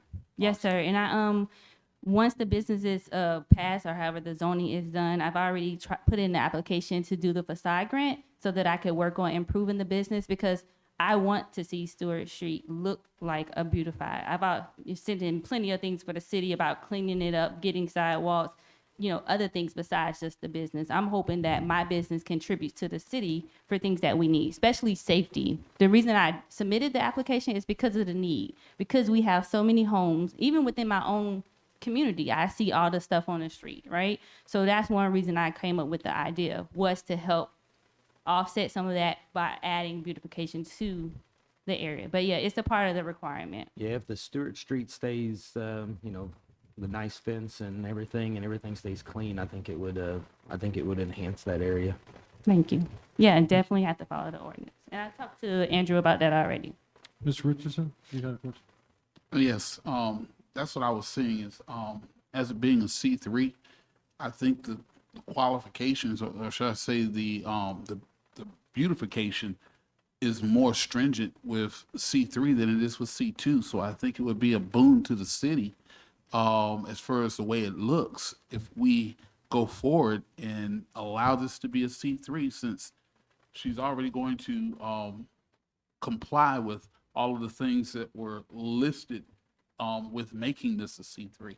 So I would like to make a motion that we go ahead and move this on and allow her to have C3. I have a motion from Councilman Richardson. Do I have a second? I'll second that. I have a second. So we have a motion and a second for the approval of the rezoning to C3 for this piece of property, for the uses described. And it is open for vote or comment, one or the other. Mr. Smith.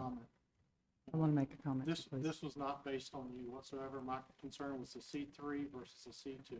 That's the only, no matter who is making this subject or making this proposal, and that's where my energy is. And I appreciate that, Jeff. And so that's where it's at. It's not, I'm glad you're gonna do all that.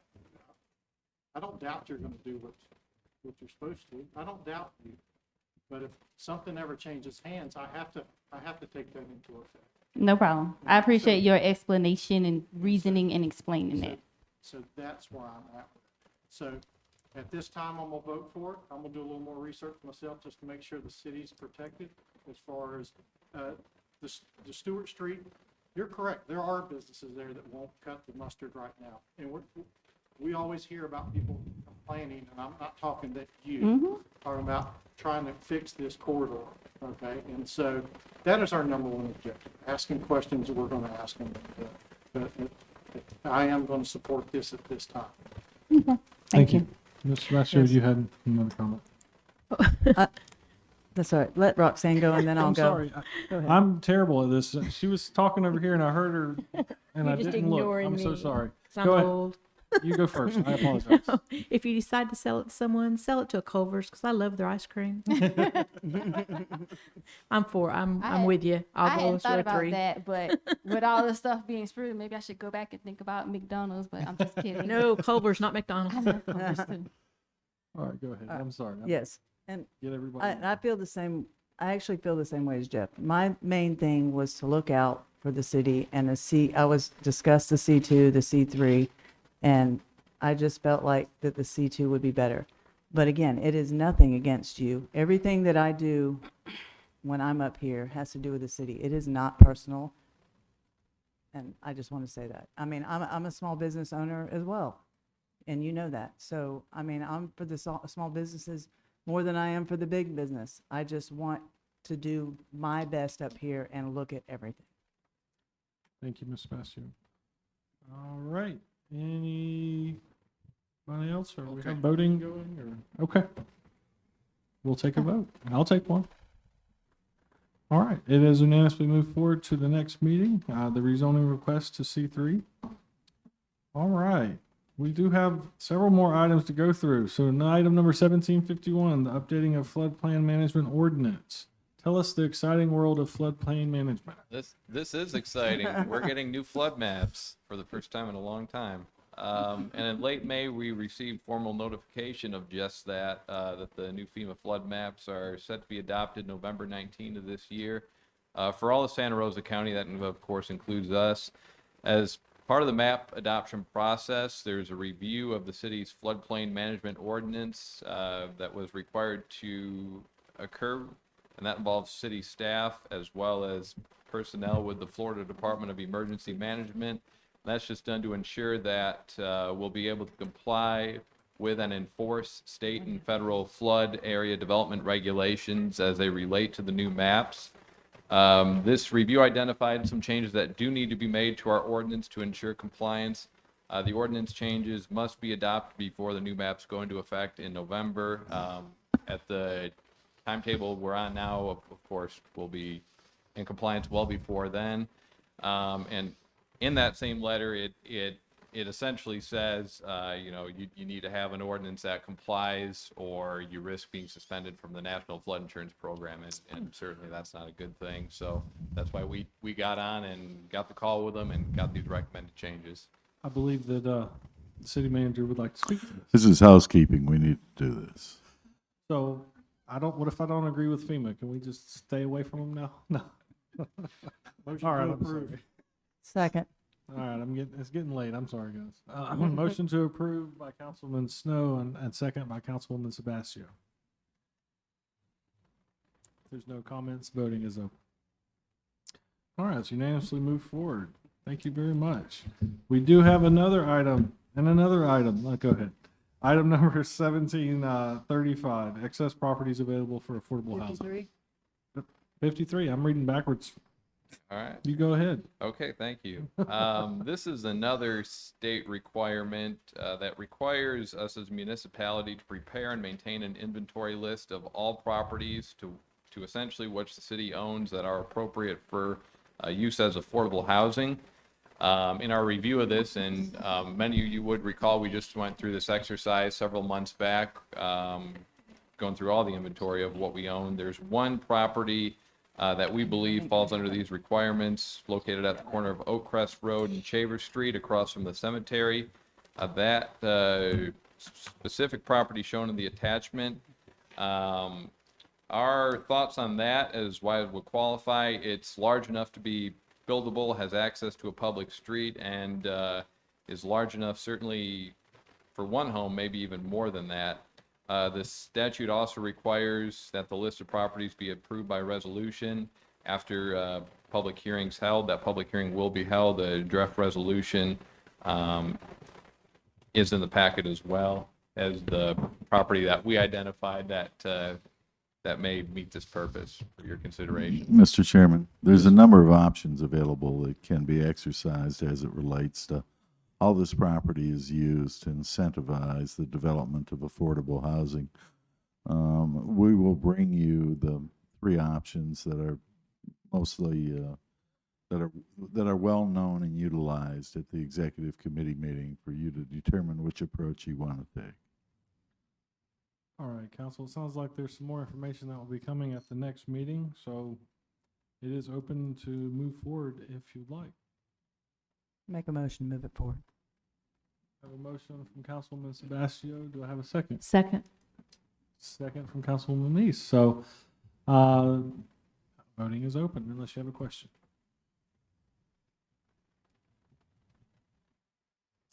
All right, that's unanimously approved to move forward. We have one more. I'm not going to attempt to read numbers. I'm just going to let you go with it.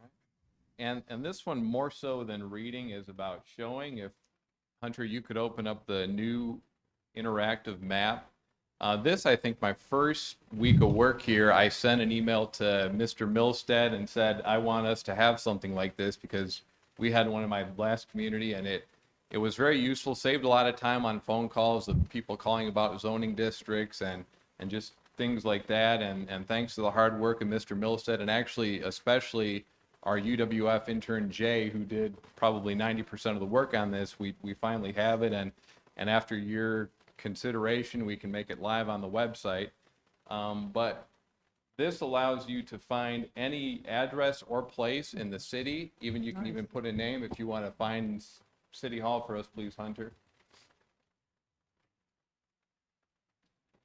And you can click on the property. And this works with any property. It gives you the parcel pin, gives you the address, the zoning district. This is some information generated from the county, but it tells you what your elementary school, middle school structure. Very importantly, it says who your council members are. Nice. City Hall, Casey Powell, and Shar Sebastio, Ward 4. And the really useful part is, so we see this is C2. If you could click on the link to the zoning use matrix, please, Hunter. That brings you right here to Muni Code, and very relevant to the conversation we just had. There's C2, and you can go down the list and see what's permitted in C2, what's a special exception in C2, what's not allowed in C2. Oh, that's nice. That's neat. We'd like to go live. It's an extremely useful tool. The department's to be commended. It's citywide, any parcel. Great information. Let's get it out. Let's do it. Motion to approve. Second. All right, I have a motion from Councilman Snow, a second from Councilwoman Sebastio, and Councilman Richardson was right shortly behind her. So I think that we have a pretty Can we have resounding. staff advertise that a little bit? Yeah. Just because we have a lot of businesses. We'll be happy to, we'll be happy to let the public know about the usefulness of this tool and its availability. Well, I know I was filling out a special exception for a business, and I had 3 different windows open, trying to figure out which article I needed to put in, and now clicking on that and then clicking and then going to the article is so much easier. It would answer your questions. You should do a video. All right, council, we have a motion and a second, and I think it's just waiting on a couple of us to vote. Sorry. Did not. There you go. All right, unanimously approved to move forward so we can go live with this awesome tool that I think is going to be great for everybody. Thank you. Thank you. Thank you. All right, Councilman Richardson, you have an item on the agenda, item number 1748, if you'd like to take it up, sir. Item 1748, public safety. Police Department, title, ROCIC 30th Annual Homicide Conference. This is a request to send 4 officers to the ROCIC Homicide Conference. Topics include emerging interviewing techniques, art of body language, case studies, overdose death, litigation trends, child homicide investigations, trial preparations, and asphyxia-related deaths. This training can be used toward their required mandatory training hours. Dates are August 15th through the 18th, 2021. Summary, the total expenditure for sending 4 officers to this conference will be $2,040 plus gas. The funds are approved in the FY 2021 budget. This conference is being held at the Golden Nugget Hotel in Biloxi, Mississippi. What? I want to go. Well, that way it's not quite a dead subject, you know? The police department is an active member of the Regional Organization Crime Information Center, ROCIC. This opportunity allows me to send 4 officers at a fee that would normally only cover the fee for 2 officers. And I recommend that this move forward without question. Second. All right, we have a motion and a second. I actually believe that Councilman Richardson was trying to just move it forward without objection. Objection, that's the word. Fine. I believe that's what he was trying to do. So does anyone object to 4 officers getting a nice little vacation at the, anyway, anybody object to that? Nope. All right, well, the objection, I would say that it passes without objection. The police station just screamed, yay! Yeah, they're having a party over there right now. And the Biloxi. Absolutely. I think it's a great thing to learn and, Police officers go to Biloxi. yeah, they're, hopefully that's all that Thank happens. you. We just learn. We do have one last agenda item. I'm sorry. This is from Public Works Committee. This is item 1743. I'll go ahead and take it. Titles infant headstones. There are a number of infants that only have temporary headstones. We would like to purchase them nice little headstones. We have approximately 49 infants that do not have a proper headstone. We found a producer that can produce them for $50 per stone. They will produce the headstone, deliver it, and set up. We have 2 donations of $250 that will cover 5. So we're requesting $2,200 to complete all. Obviously, there are some pictures, if we could scroll down just to see the pictures, sorry, that are attached that will kind of show us what this looks like. And you can see that the graves that do not have headstones currently. So those would be the ones that we'd put headstones on. That's correct. And we'd use available cemetery proceeds for that purpose. Motion to approve. Can we make a Second. go ahead, second. All right, so we have a motion and a second. Trying to get it without objection. We have a motion and a second, and I think this is absolutely a worthy cause anytime we can do something for our community such as this, and we have funds to do it, so. That has unanimously been approved to move forward. Okay, housekeeping. Council reports. Do we have any council reports? Any council member that would like to speak tonight that hasn't spoken enough? Sorry. Anybody like to speak? No, I think I've. Okay. City manager, do you feel like you need to tell us more tonight? Yeah, well, just an update quickly, knew he if was I gonna could. say We're in the process of negotiating an interlocal agreement with Santa Rosa County and the wastewater treatment plant. Additionally, Santa Rosa County will be in receipt of a task order from Baskerville Donovan for development of a site plan and the geotechnical work on the 302 acres just to the east of what was once the proposed site for the plant. It is information I've received from the manager of Santa Rosa County that he intends to execute that task order upon receipt.